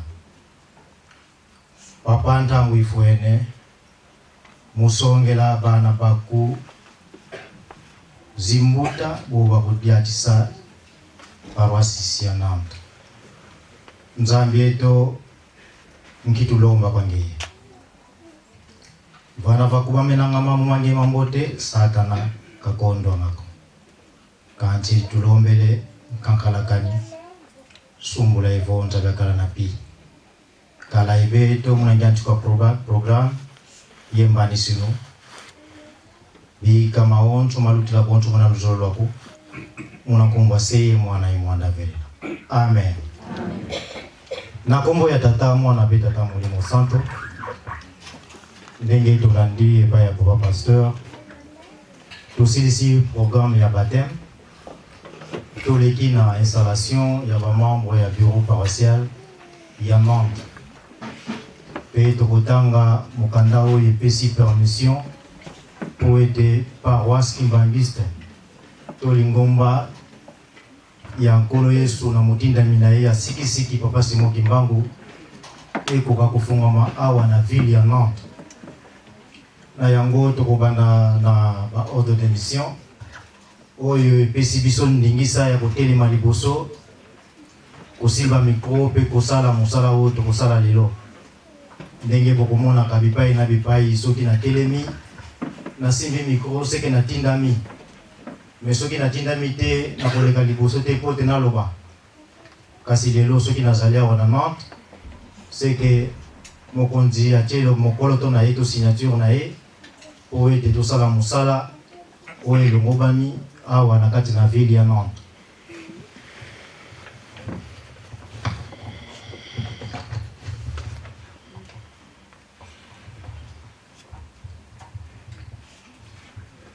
Ya solo batata na bamama paroisse ya Nantes ezwaki ndingisa nango depuis le 25 décembre na 2017 mais natina na baprogramme ezalaki ya ndenge na ndenge ntango ekokaki te fote toyanga na ndenge toyangani mokolo mwa lelo mpona kosala cérémonie yango kasi lokola ezali événement monene oyo nzambe na biso papa Simon Kimbangu kiangani apeselaki nzela uta ntango wana esengeli mpe totanga ordre de mission oyo esalamaka na ntango wana tokosenga na papa pasteur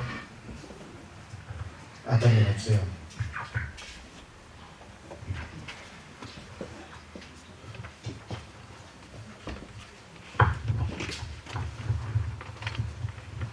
Au nom du Père, du Fils et du Saint-Esprit, Église de Jésus-Christ sur la terre par son envoyé spécial Simon Kimbangu, le chef spirituel représentant l'égal siège international ordre de mission numéro 76 et JSSK CS 0112-2017. La personne dont les noms et postément repris après et chargé d'effectuer une mission pour les comptes de l'église de Jésus-Christ sur la terre par son envoyé Simon Kimbangu à Nantes, France. Il s'agit de Révérend Nixon Sapameso, inspecteur général de l'église résident en Allemagne. Or, objet de la mission, procéder à l'inauguration et installation des membres du bureau paroissial de Nantes, France. Durée de la mission, 7 jours. Date de départ dès que possible, date de retour, fin de mission, itinéraire, Kamba, Kinshasa, France et retour. Notez bien, présentation du rapport au cabinet du chef spirituel et représentant légal à la fin de mission. Les autorités tant civiles, militaires, policières, ecclésiastiques sont priées de lui apporter assistance et aide en cas de nécessité, fait en Kamba le 25 octobre 2017. Le représentant légal, Simon Kimbangu Kiangani, chef spirituel. Nabansi Boyoki na ordre de mission Balobi, inspecteur, il n'est plus inspecteur parce que ça a été fait déjà depuis l'année passée. Donc au moment où il est devant vous, il est conseiller général. Merci. Merci pour la précision, Papa Pasteur. Tangwana, Papa Pesaki, permission à inaugurer paroisse à Nantes, Nazareth inspecteur général. Mais le rôle à Tangwana peut moyen à Kusangana, de Sangani Boye, les Alagité, Mingi, Kokisa Maginante, et Lelo, tout Tangi Yangopo et Boye, Bandeko, Basangana, des gens à Nantes, Banda Tangwana. Yango Bomoni, Basali organisation, tout Boutani pour moi Lelo. Baza kusambela bazali pe kosala misala na Yerusalemi banda tangwana lelo totelemi na ordre de mission mususu lisusu oyo epesi ndingisa ya kokutana ndenge tokutani boye pe kolakisa batémoin ya se pe batémoin ya likolo banani oyo nzambe na biso tata molimo mosanto apesi na bana na ye na ville ya Nantes oyo basala musala na ye tokotanga lisusu ordre de mission na. Merci, conseiller général. Ordre de mission, Natangi en tête parce que c'est le même. Ordre de mission numéro 044. La personne dont le nom est repris ci-dessous résident en Allemagne est chargée d'effectuer une mission pour les comptes de l'Église en République française, en Suisse et Grande-Bretagne. Il s'agit de Révérend Nixon Sapameso, conseiller général de l'Église Kimbangu, résident en Allemagne. Motif, installation de membres du bureau paroissiaux de l'église à Nantes, Lille, Bordeaux, Pau et Angers en République française, à Stockholm en Grande-Bretagne et Genève en Suisse. Départ dès que possible, durée open, retour aux fins de mission, transport véhicule, train, métro, avion, itinéraire, espace Schengen, prise en charge église locale, le 1er septembre 2018. Le représentant légal, Simon Kimbangu Kiangani, chef spirituel. Merci, révérend. Tous les gisiko y a décision. Oyo Nzambe na biso, Papa Molimo Mosanto, a fait permission pour aider Lingomba et Fungama à la ville de Nantes. Aponiba oyo ya chabilembo utakala oite basala musala na kati na paroisse ya Nantes. Au nom du Père, du Fils et du Saint-Esprit. Décision numéro 036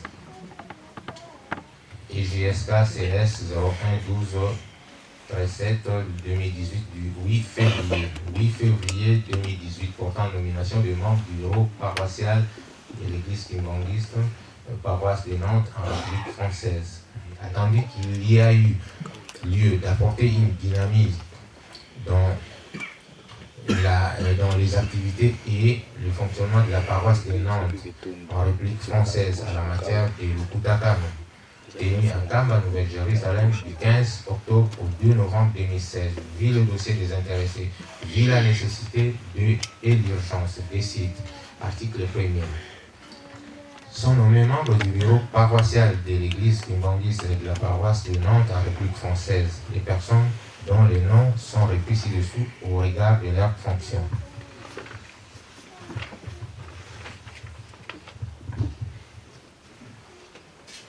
Un diacre Kikita Bienko, responsable de la paroisse. 2. Diaconesse Bombo Kachinde Julie, diaconesse de la paroisse. 3. Catéchiste Ngafebe Jivani Josiane, secrétaire de la paroisse. 4. Diaconesse Matondo Zola, comptable de la paroisse. 5. Maman Bungu Loré Michel, présidente de l'AFKI. 6. Concierge Kinkita Nzonza Angèle, vice-président de l'AFKI. 7. Diacre Matumona Kesse, diacre de la paroisse. Article 2. Sont abrogées toutes les dispositions antérieures et contraires à la présente décision. Article 3. Le directeur du cabinet, le chef secrétaire et représentant légal de l'Église qui vont se charger de l'exécution de la présente décision qui entre en vigueur à la date de sa signature fait en Kamba le 8 février 2018. Le représentant légal, Simon Kimonkiangani, chef spirituel.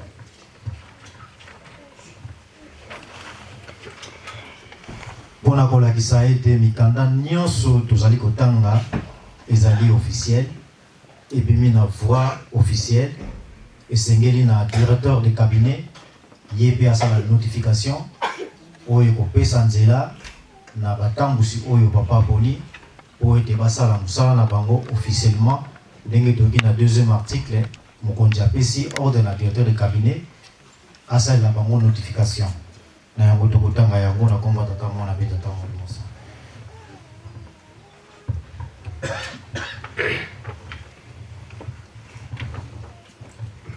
Cabinet du chef spirituel et représentant légal, Kamba, le 14 février 2018, numéro 050 DC C12-2018,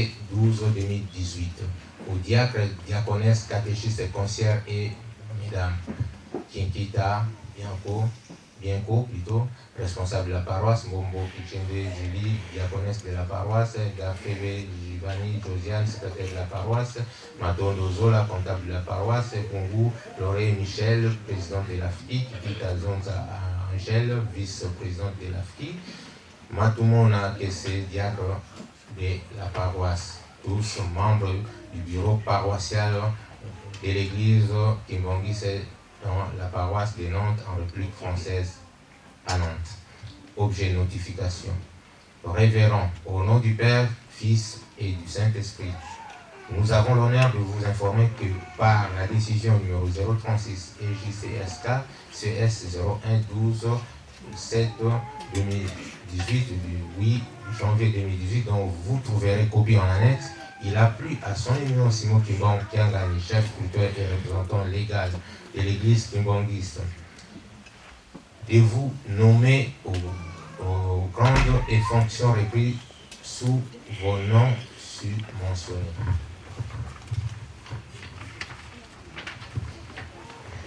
À cet effet, nous vous présentons nos sincères félicitations et espérons que vous mériterez par des loyaux services et de bons résultats de la confiance du chef spirituel et représentant légal ainsi que de toute l'Église. Nous vous en souhaitons bonne réception au nom du Père, du Fils et du Saint-Esprit. Les directeurs du cabinet, révérend Landou Ndombasi, pasteur, copie pour information, inspecteur général, département d'archives et documentation, DGSPK. Direction générale.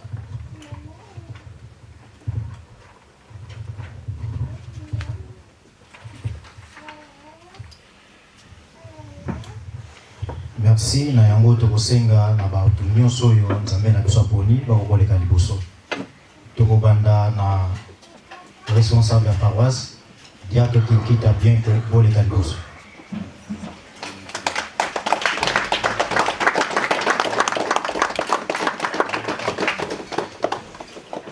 Toleki na diaconesse Mbombo Kachinde Julie, diaconesse aleka liboso.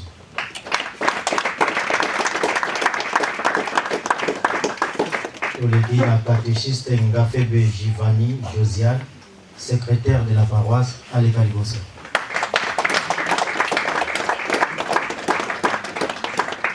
Toleki na diaconesse Matondo Zola, comptable de la paroisse aleka liboso.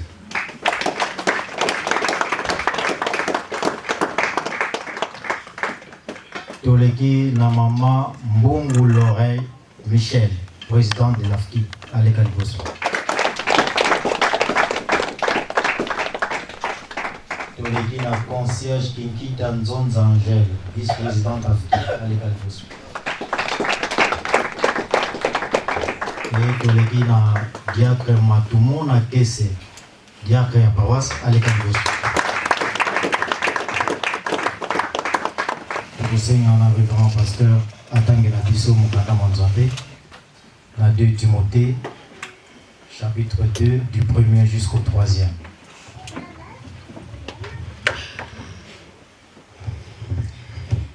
Na komba tata mwana pe tata moli mon santo, lecture et lobi na biso boy, un fidèle soldat de Jésus-Christ. Toi donc, mon fils, puisse ta force dans la grâce qui nous vient de Jésus-Christ. C'est que tu m'as entendu annoncer en présence de nombreux témoins confiés à des hommes de confiance qui seront eux-mêmes capables de l'enseigner encore à d'autres. Prends ta part des souffrances comme un fidèle soldat de Jésus-Christ. Un soldat en service actif et s'embarrasse pas des affaires de la vie civile s'il veut satisfaire son commandant. Au nom du Père, du Fils et du Saint-Esprit. Amen. Tata na ba maman tomoni batambusi oyo nzambe na biso aponi po ete batambusa paroisse ya Nantes. Obanda na batata ba maman pe ba jeune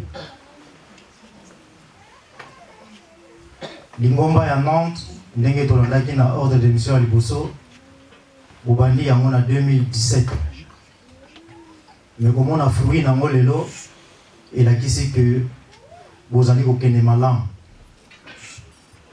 Papa mfuma longo papa dangenda kontima azalaki soki esika wana bapesi mabele po ete paroisse efungama kokamata atie bapigeon esika wana. Chaque fois banda koleka aza kotala nombre ya bapigeon soki ezali kose multiplier elakisi ke esika wana likambo ya kitoko ezali wana. Kasi soki nombre ya bapigeon ezali kokita eza kolakisa ete likambo mosusu ezali wana ya malamu te. Ba oyo tolakisi lelo bazali batambusi oyo nzambe na biso molimo mosantu aponi po tatambusa bino na paroisse ya Nantes. Bokabwani koyinana koswana ezala te. Biso nyonso tozala nsima ya bango nyonso ndenge bazali wana.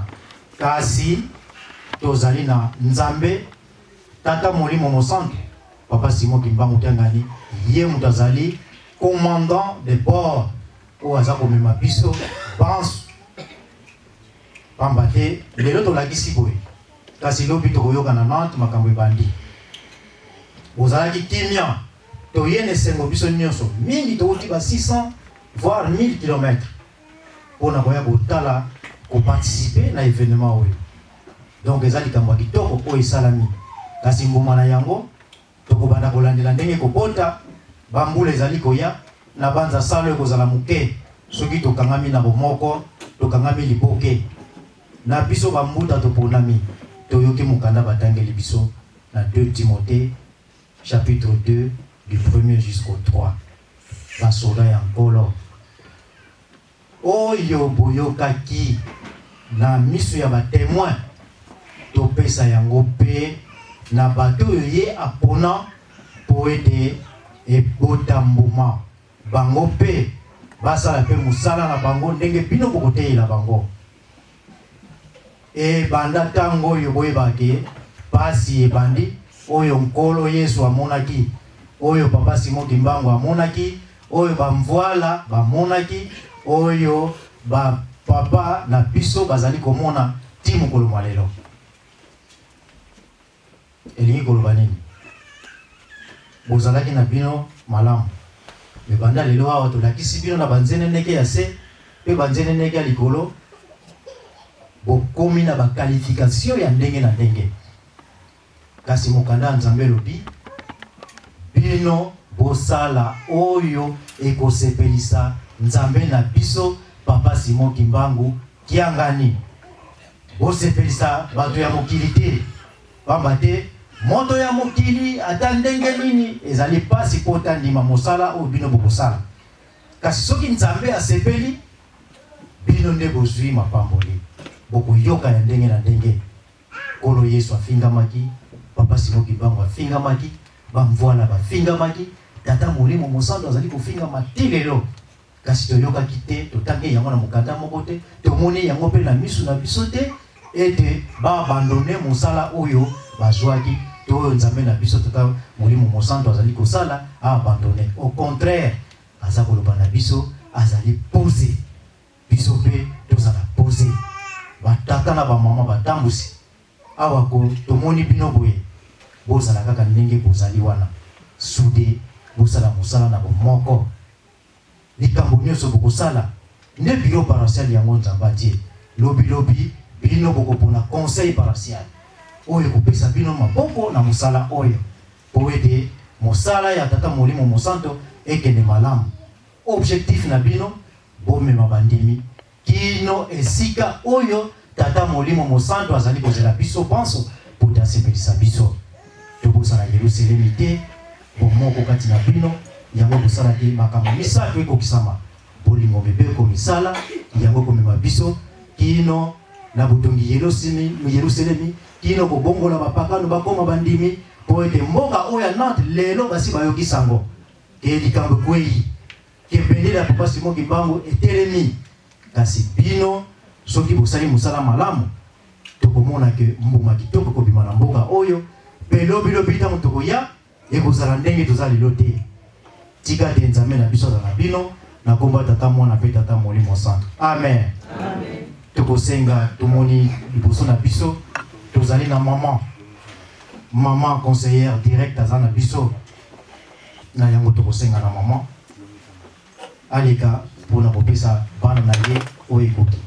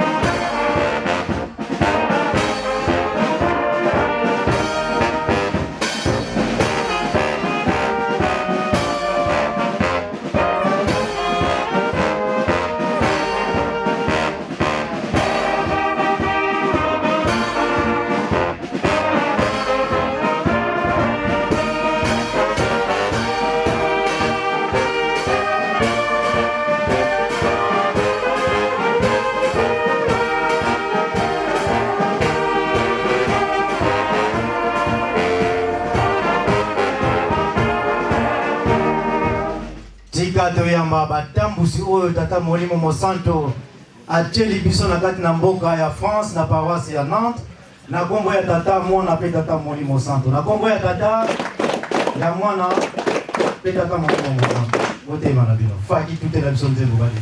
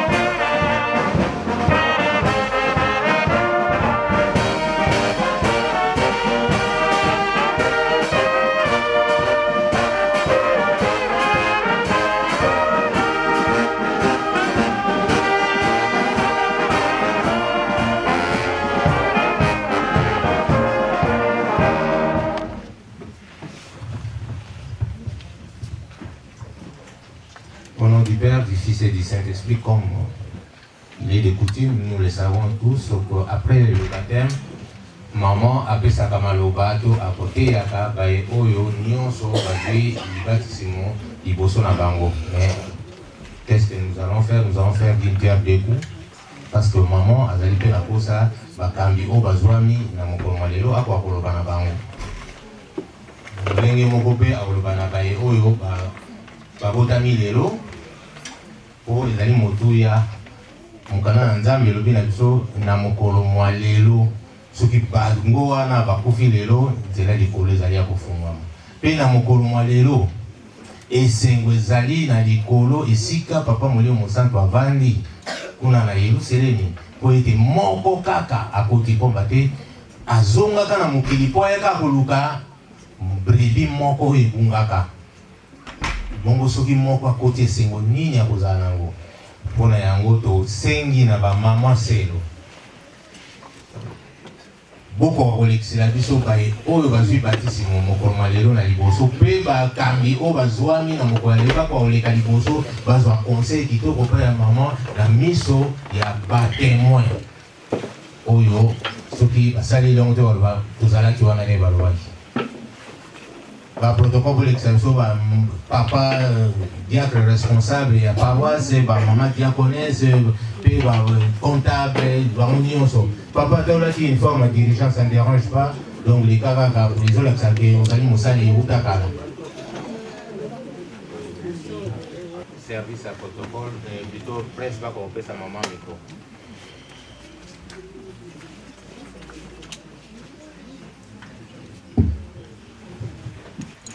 Tobonde. Na kombo ya tata mwana pe molimo santo. Nzambe nanga topesi merci mingi. Na bolingo lakisi biso na mokolo ya lelo. Il y a le 7 octobre 2018 na mboka ya Nantes. Yo nde obongisaki programme na yo oyo biso bato toyebaki te.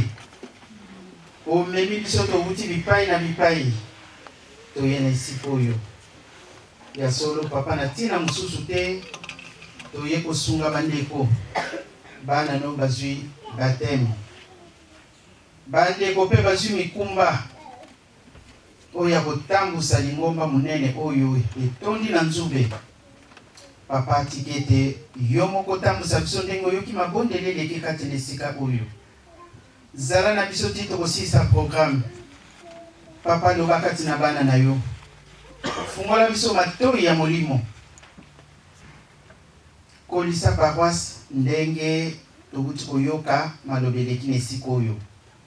Bengana Satan kende musika. Pamba te loko ezali koboma biso ezali bobele ba titre. Nzoka bino bolobi na biso titre monene mondimi. Biso lelo kowela na pona nini ye ngai te. Ya mwana papa zala na biso. Banda tango titango koya na kombo ya tata mwana pe tata molimo santo. Amen. Amen. Toko bandela nanu na bana na biso oyo bazui baptême. Au nom du Père, du Fils et du Saint-Esprit. Nantes, oyez! Oyez! Nantes, oyez! Oyez! Nantes, oyez! Oyez! Oyez! Oyez! Volonté égale victoire na papa Simon Kimbangu Kialoye! Quel slogan! Ma chère fille, d'abord je te félicite pour ton courage. C'est pas donné à tout le monde. Nous péchons chaque jour. Mais c'est le parcours de la vie. Tu as péché. Tu as été voir les pasteurs. Aujourd'hui, tu as réintégré la maison du Père. Je te souhaite bonne chance. Comme je l'ai dit tout à l'heure, je n'ai pas beaucoup à te dire parce que tu as déjà été baptisé. Réintègre aujourd'hui toutes tes activités et ne pêche plus. Mon cher garçon, mais toi aussi je te félicite. parce que c'est pas facile. Je t'ai vu à la gare avec la caméra, donc tu as déjà commencé le travail. Hier, avant-hier, peut-être tu avais un autre comportement. Mais aujourd'hui, tu as appelé Kimbangis de travailler dans la maison de Papa Simon Kimbangu. Tu dois changer ton comportement. Si je te félicite tout simplement parce que on voit ce qui se passe dans des quartiers, dans des écoles, surtout ici en Europe. Les enfants ou nos enfants se comportent mal. Mais une fois que vous êtes dans la maison du Père, ça vous diffère des autres enfants. Parce que ce qui nous diffère d'autres confessions, ce sont les commandements. Hormis les 10 commandements, nous avons les 12 préceptes inaliénables et les interdits. C'est ça qui nous diffère. Et c'est ça qui est difficile. Mais quand on veut, on peut. Soyez des vrais enfants du Papa Simon Kimbangu. Respectez seulement les commandements et tout vous sera donné. Ba maman nangai na ba papa ya solo tozongisi matondo na likambo oyo bosaleli biso na mokolo ya lelo. Baponi bino botambusa lingomba. Ezali facile te batata na ba maman. Etondi na nzube kozala liboso ya bandimi. Ba mususu bakolinga yo, ba mususu basepeli, mais ba mususu basepeli pete. Mais bino bokanga matoi. Bosala musala en collaboration na responsable ya paroisse. Soki bino bobandi bokabwani kuna na mutu, eh ben le reste peut kozala kaka pasi. Nantoye. Papa effectif na bino awa à peu près bozali combien? Une trentaine. Nantoye. Mbala simana koyawa na lingina yoka bokomi une soixantaine. Toyokani Boto sabakonzi na bino. Eloko ezali koboma biso na ba paroisse yango wana. Boyoka ezali te. Mais yango bandaka bele na mutu. Soki motu ya train est déraillé, et bien les autres wagons. Kosala nini? Botambo samusana batu. Signature boyebi bipa ya mwe uti. Likambo ezali bosolo li bino na bino bobongisi. Posoki bino bosana bokabwani. Nga na lingi papa kinganji, na lingi mama kinganji. Oyo na lingi ete yango ezali koboma biso. Bongo toza kozela bilaka. Soki na bokabwani tokozwa yango? Tokomona yango? Toza na posa tomona bilaka po tomoni pasi mingi.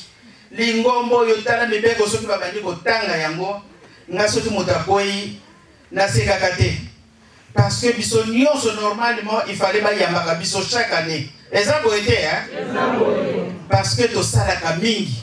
Mais biso totalaka kaka lisumu moko oyo ezali visible na miso batu. Bongo tosalaki tango na bomba naki. Nani amonaki nga? Mais Nzambe amonaki to amonaki te. Tosilisi bona kombo tata mwana pe molimo santo. Amen.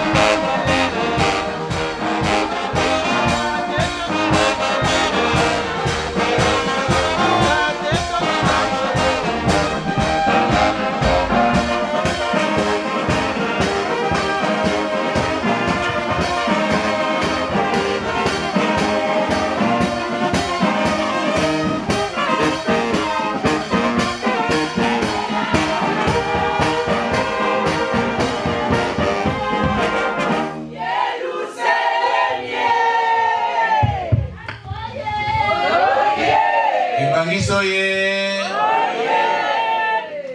Tata ba maman na komi sa to boule ba msuba dans chance de fo papa responsable la paroisse on les connaît si mazo bonga. Comptable pe non to ba maman bon mais maman secrétaire musali bandi. Donc to bendi o kwa ole kali boso pour continuer programme maman secrétaire. Yo musali bandi mbala moko. Donc to tiki plesika na maman secrétaire ya paroisse pour a continuer programme biso to sukiwa na komba tata moi na pe molio mo santo. Amen. Amen.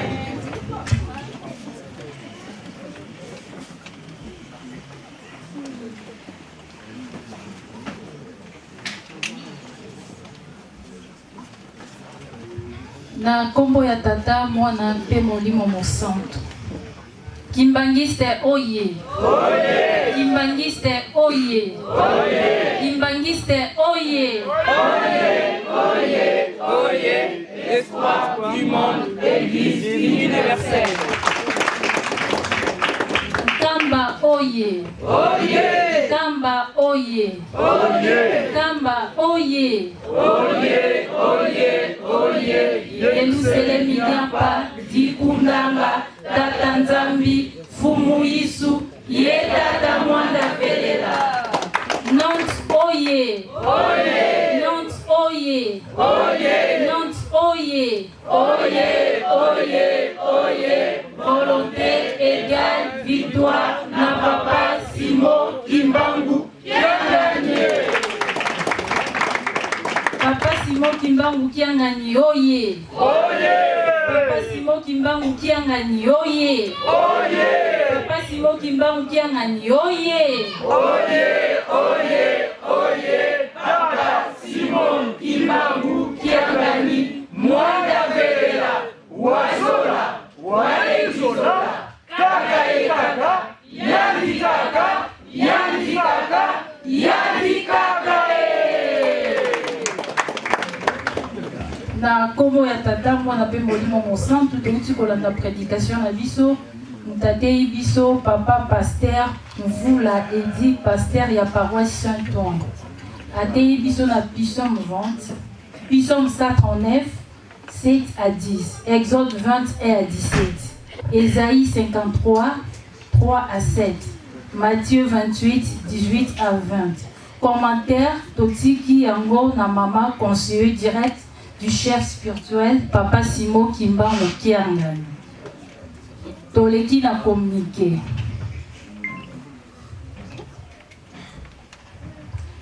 Dimanche prochain, notre culte se déroulera au lieu habituel. Ici, ce n'était que pour l'occasion de ces jours. N'oubliez pas les paiements des cartes des chrétiens. Mot de circonstance. Au nom du Père, du Fils et du Saint-Esprit, en ce jour de l'ouverture de la paroisse de Nantes, nous avons un grand honneur de vous compter parmi nous. Maman conseillère directe Marie Mwilou, papa conseiller général Nixon Sakwameso, révérend pasteur, à toutes les délégations, à tous les Kimbanguistes, chers frères et sœurs dans le Seigneur, distingués invités.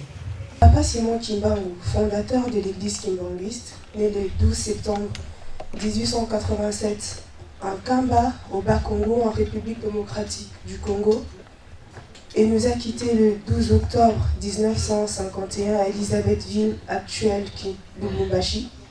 En 1910, il prophétisa que son nom sera répandu dans le monde entier. Il devient prédicateur dans les années 1920 et commence le ministère de prédication et de guérison le 6 avril 1921, après réception de sa mission confiée par le Seigneur Jésus-Christ. Il exerça un puissant ministère pendant 5 mois et du 6 avril au 12 septembre 1921, il fut ensuite arrêté le 12 septembre 1921 par les colons belges et emprisonné à vie pendant 30 ans. Son enseignement donnera par la suite naissance au Kimbanguisme. Papa Diangué Napunti m'a désigné par son père et exerça les fonctions de chef spirituel de l'église du 24 décembre 1959 au 8 juillet 1992. Il a dirigé l'église kimbanguiste avec ses 2 frères. De juillet 1992 au 6 août 2001, Papa Dialungana Kiangali Paul Salomon exerça les fonctions de chef spirituel représentant légal de l'église kimbangiste. Depuis 2001, le chef spirituel et représentant légal de l'église kimbangiste est Papa Simon Kimbangu Kiangani, fils de Papa Dialungana Kiangani Salomon. En 1910, Papa Simon Kimbangu prophétisa qu'il allait renaître en 1918, ce fut fait, et le second Papa Simon Kimbangu s'appelait Papa Dianginda Kuntima Joseph, et en 1921, il révéla à son ami Papa Simon Tsumbu qu'il allait renaître encore, et ça sera dans sa famille, et cela s'est concrétisé à la naissance de l'actuel chef spirituel, Papa Simon Kimbangu Kiangani, né le 12 octobre 1951, dans le foyer de Papa Dialungana Salomon et de Maman Kiwasisilwa Kisika Marie, nièce de Papa Simon Tsumbu. C'est aussi à cette date que Papa Simon Kimbangu nous a quittés. Premier Papa Simon Kimbangu, 1987. Le deuxième Papa Simon Kimbangu, au nom de Papa Diangenda en 1918. Et le troisième Papa Simon Kimbangu, au nom de Simon Kimbangu Kiangani en 1951. Ces trois Papas Simon Kimbangu sont en réalité une personne qui est le Saint-Esprit que notre Seigneur Jésus-Christ nous a fait promesse. Comme référence, Jean chapitre 14, versets 16 à 17. Le Kimbanguisme est une église indépendante africaine dont le berceau se trouve en Kamba, Nouvelle-Jérusalem, qui s'est implantée en Europe par les fidèles qui s'y installer. Le Kimbanguisme compte aujourd'hui près de 22 millions de fidèles dans le monde. La prophétie de Papa Simon Kimbangu de 1910 s'est donc réalisée, car son nom s'est bel et bien répandu dans le monde entier. C'est ainsi qu'aujourd'hui, une paroisse kimbanguiste va être officiellement inaugurée. Nous avons rencontré de multiples difficultés, obstacles, et avec un petit effectif au départ, qui s'est par la suite agrandi. Nous avons tout d'abord commencé dans un simple appartement, puis par la suite dans des salles, car quelle que soit la durée de la nuit, le soleil finira toujours par apparaître. Merci à Papa Simon Kimbangu Kiangani, notre Dieu, qui a fait grâce et nous a accordé ce que l'on cherchait depuis longtemps, une paroisse kimbanguiste dans la ville de Nantes.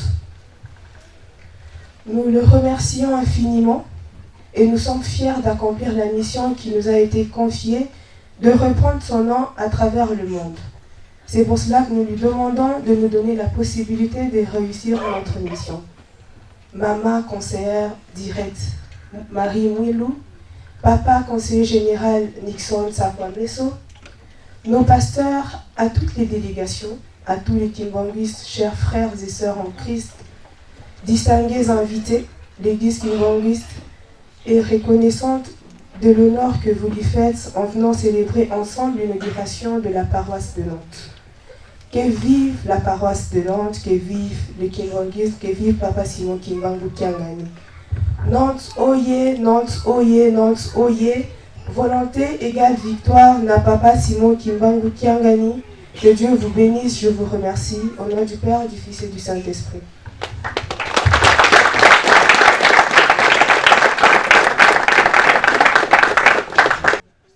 Tosengi na papa responsable ya paroisse, Papa Bianco Kikita, Papa Telema, topesa mbote.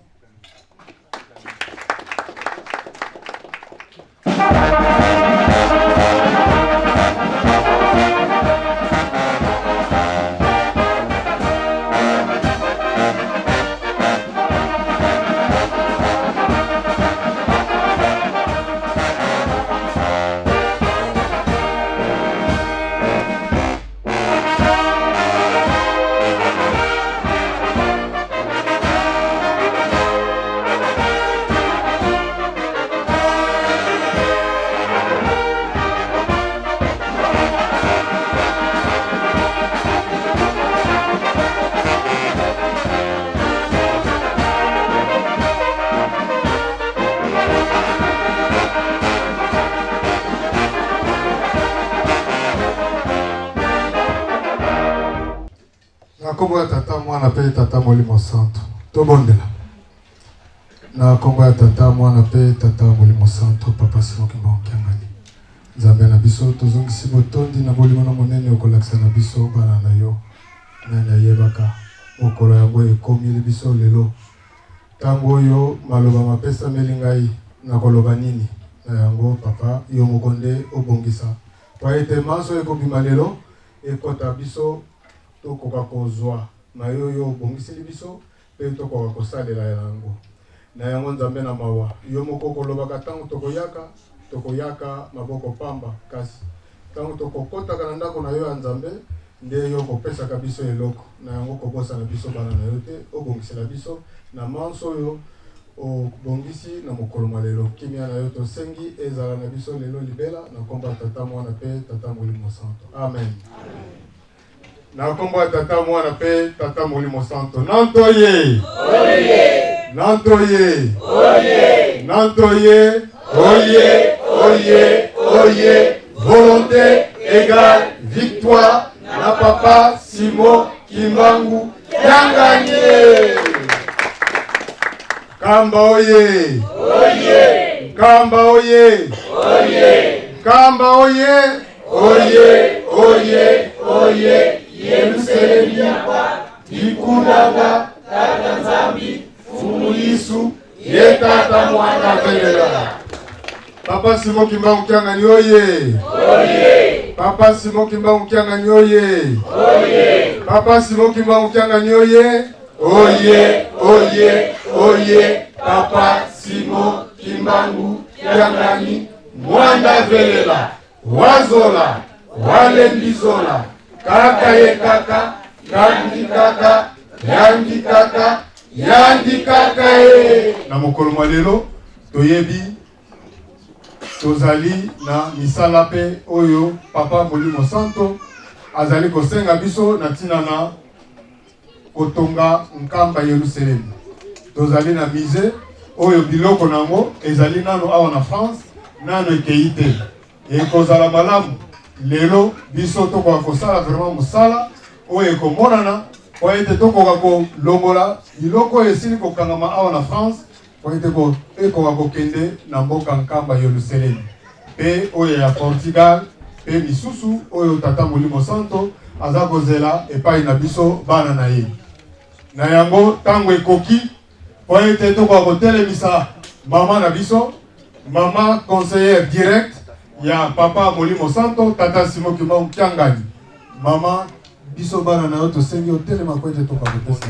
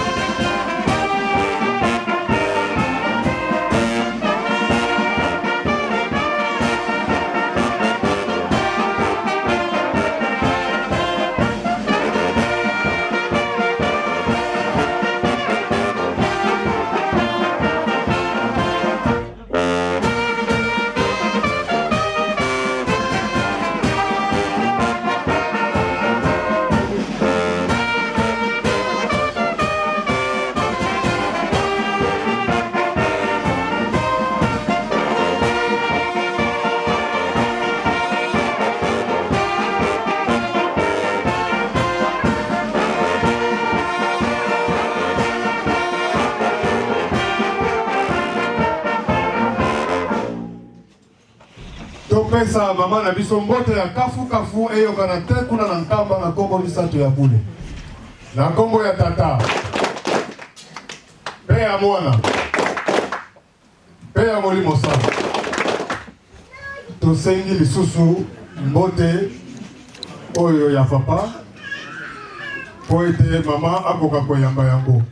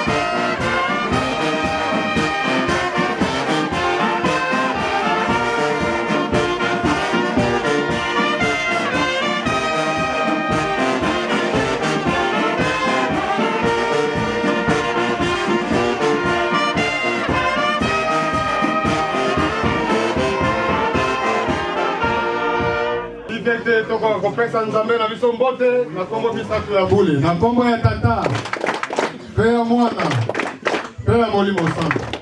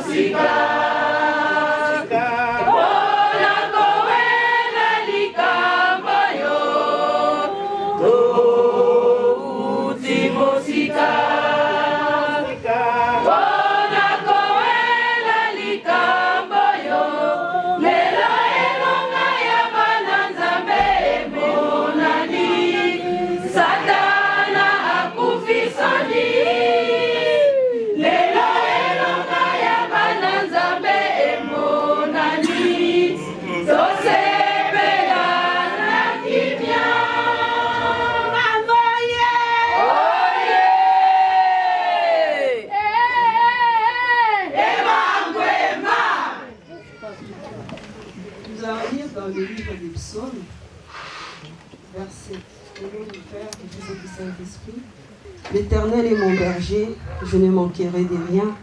Il me fait reposer dans les verts pâturages. Il me dirige près des eaux paisibles. Il restaure mon âme.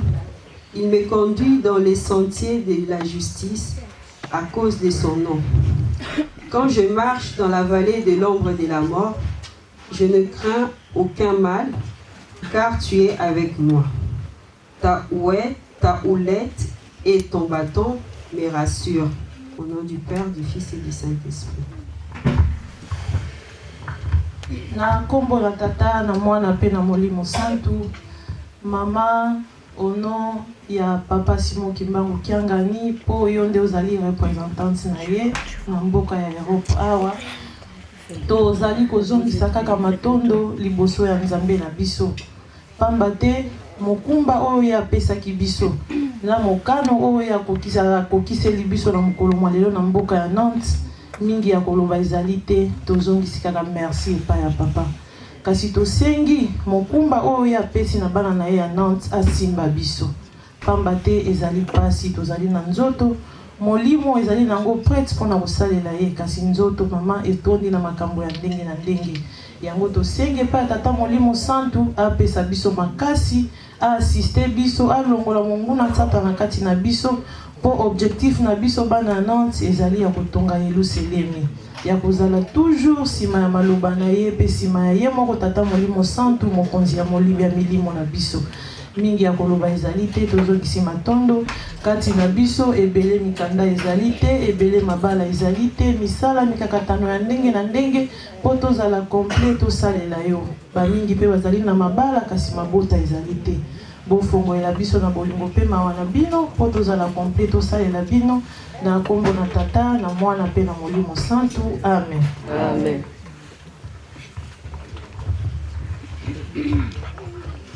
Tata mwana peli mosantu okukamya mama yomoko oyoki ndenge mama alobi akobakisa nini mwa moke oyo tozwi tokopresente yango na kombo ya bamama afrique au nom du Père, du Fils et du Saint-Esprit.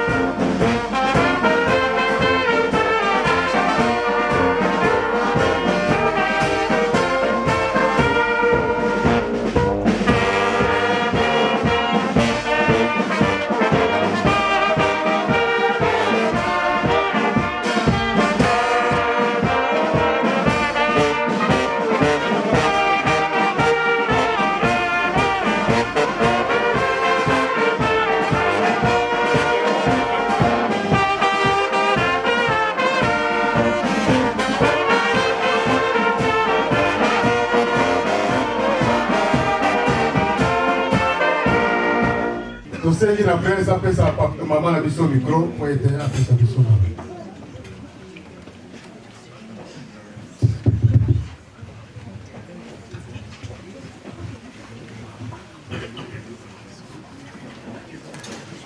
na kombo ya tata mwana pe tata molimo santo. Nantes oye! Oye! Nantes oye! Oye! Nantes oye! Oye! Oye! Oye! Volonté égale, victoire na papa Simon Kimbangu qui a gagné. Reine oye! Oye!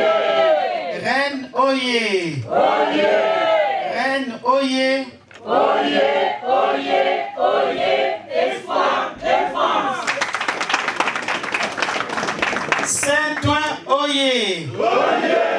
Saint-Ouen oye! Oye! Saint-Ouen oye! Oye! Oye! Oye! Paroisse pilote de Léon!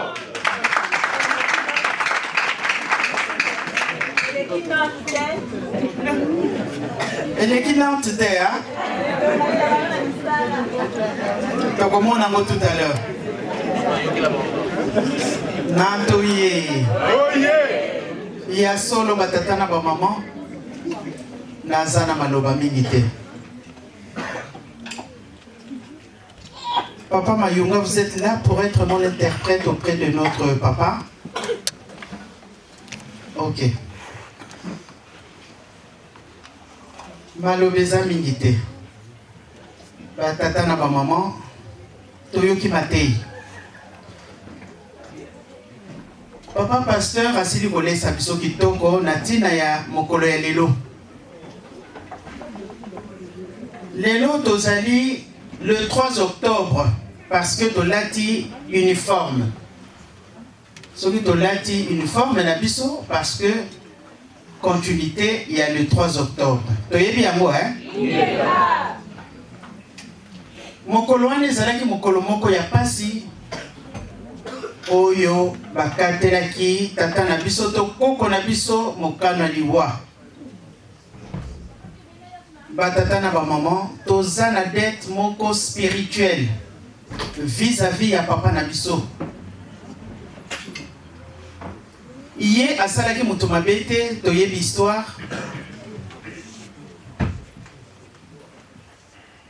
Baye kokanga ye. Pona kolakise te bato wana bazaka bato ya ndenge mosusu. Abotami le 12 septembre. Bakangaki date nini? 12 septembre. Le 12 septembre. Pourquoi la même date? Est-ce un hasard ou bien bango moko babongiselaki ndenge wana? Batata na ba maman toza na nyongo munene na yebi te ndenge nini tokozongisela yango. Ya yaki na tina ya yo na ngai lelo tokomi bato. Toye na poto mutu na mutu akoloba na yaki na ndenge na ngai. Nzambe nde alingaki oya posala musala na ye. Surtout mwana papa Simon Kimbangu. Toyaki na mission. Nzembo mususu koreki akoyembaka tozalaki na biso na likolo tolakaki yo ete tokiti na se po tosalela yo. Me ntango toyaki awa ndenge tokobotamaka ba ange me ntango tovandi na mokili tokokomaka banani? Toyebisi Nzambe na biso tokei na mokili po tosalela yo. Tolobi toye kopesa ye maboko. Mais tozali kotambola ndenge nini batata na ba maman. Biso na biso bolingo ezali te. Chaque fois babotera biso mo wana bolingo ekozangaka te. L'amour du prochain. Est-ce que vraiment tozalaka na bolingo na bandeko na biso? Tosala na kaka mabe biso na biso. Bana ya Nantes ya solo boza muke.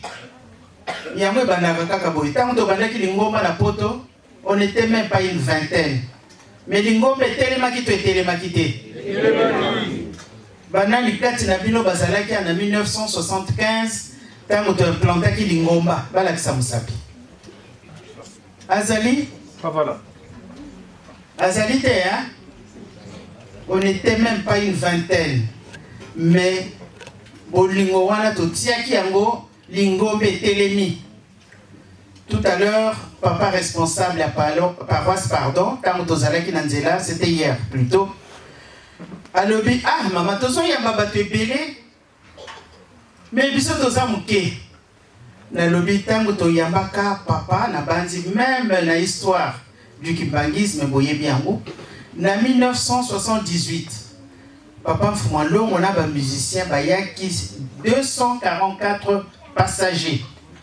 Et nous, à l'époque, on n'était même pas une cinquantaine. Mais Baliaki to Baliaki te. Baliaki, Bamelaki. On s'est poumoné, n'engeni toko loger bango. Souci to zalaki na yango ya kosakanate. Mais batata na ba maman. Loko na to tiaki bolingo liboso. Makambo nyonso ndenge kendeki to kamwakati lelo. To s'en sortir. Parce que il y avait cet amour là entre nous. Mutuna muto asali effort. Mais ce qui amour réalité batata na ba maman. Toko sali loko mokote ya kitoko. Toko loba mingi te. O papa pasteur alesi biso kitoko. Tozana nyongo munene batata na ba maman. Papa Simon Kimbangu. Amoni pasi pona yonangai. Surtout le poisson mouindou. Partout où nous sommes. Tozalaka kana pasi. Toye na poto. Oko zalana yo. Docteur en ceci, cela. Peut-être na mona kakutu métier ba professeur. Au moins bango. Basa la kamisalo bango ba yekoli. Mais aux avocats. Ba avocat na ba cabinet peke batu batondi. Ya batu mouindou. Ah na mona kango penza mingi te. Ozali avocat, mais ozoke de kosala mosala kako emotonyo sa koki kosala. Pona nini? 2 pas 2 mesures. Pona loposo to lati. Mais ali na tina batata na ba maman. Tokokota kuna mingi te. Ya mwana tozala na bolingo. To tika kosala na mabe. Kofunda na biso bapekisi biso. Tokoki kofunda kana litate. Mais le monde a l'état tout ça kokima ali biso na biso tokomi kofunda na lingomba nanto ye oye na temo tema na pa ya bana Nantes faut changer terre toyokani vraiment ce qui boligné te mokolo tokoyawa bo changer salle ya monene bo komi pe 100 ngana ndimaki titango na mona kanyoso yo me lokolo histoire tokoki pe komikumisa kate malamu muta kumiso mais soki yo moko za komikumisa likamone za la impact te za boete ya malamu muta moni akumisio mais soki yo moko komi koloba c'est grâce à moi ceci a nzambe ndinga linga kangote mais to sali ka mwa mingi to beti ngonga na poto to bandi na Suisse vandi to koti na Belgique. Allez Belgique abandi la France.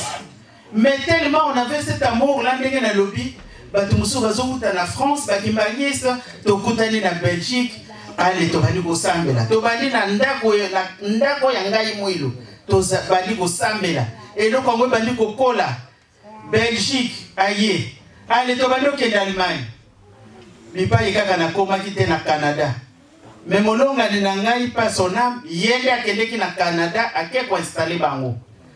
Donc to sala ki musala toke Espagne toke na biso musala toke botia lingomba mais sa volonté na biso te nzamba ko ponaka kaka mutu nzamba ko sala kakati na mutu ne atinda ki biso yango na lingaka te to lobaka na yaki na ndenge na ngai te na ndenge na yote yenda lingaki oya batu mingi na mboka ti lelo moye ba ya poto ezalaka te basala ka nyonso mais moye ezali te Nantes oye ya mwana biso to simba musala bana Nantes papa za kozela lelo papa yebi ke na ye awa parce que na joie qui est avant-hier vendredi na lobi na zokende Nantes yaya ke ndoko sala musala toza kozela papa zozela camion o ezali ko traîner awa ça fait 200 camions ne keite bana Nantes boko kama kambango lelo to boko kate ah tala ko di momoni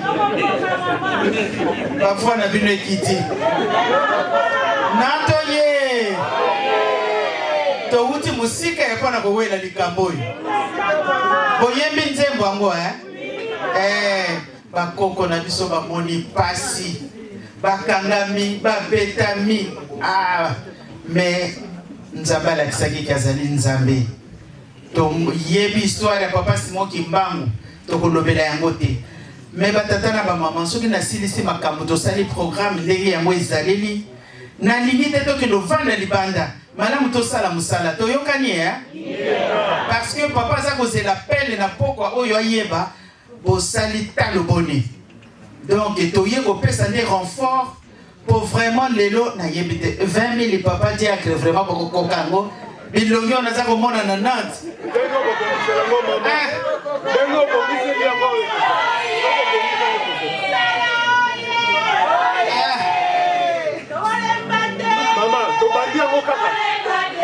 tobandaka sikoyo mama na ngai nenga nayebi so ndenge nasalelaka moko na sento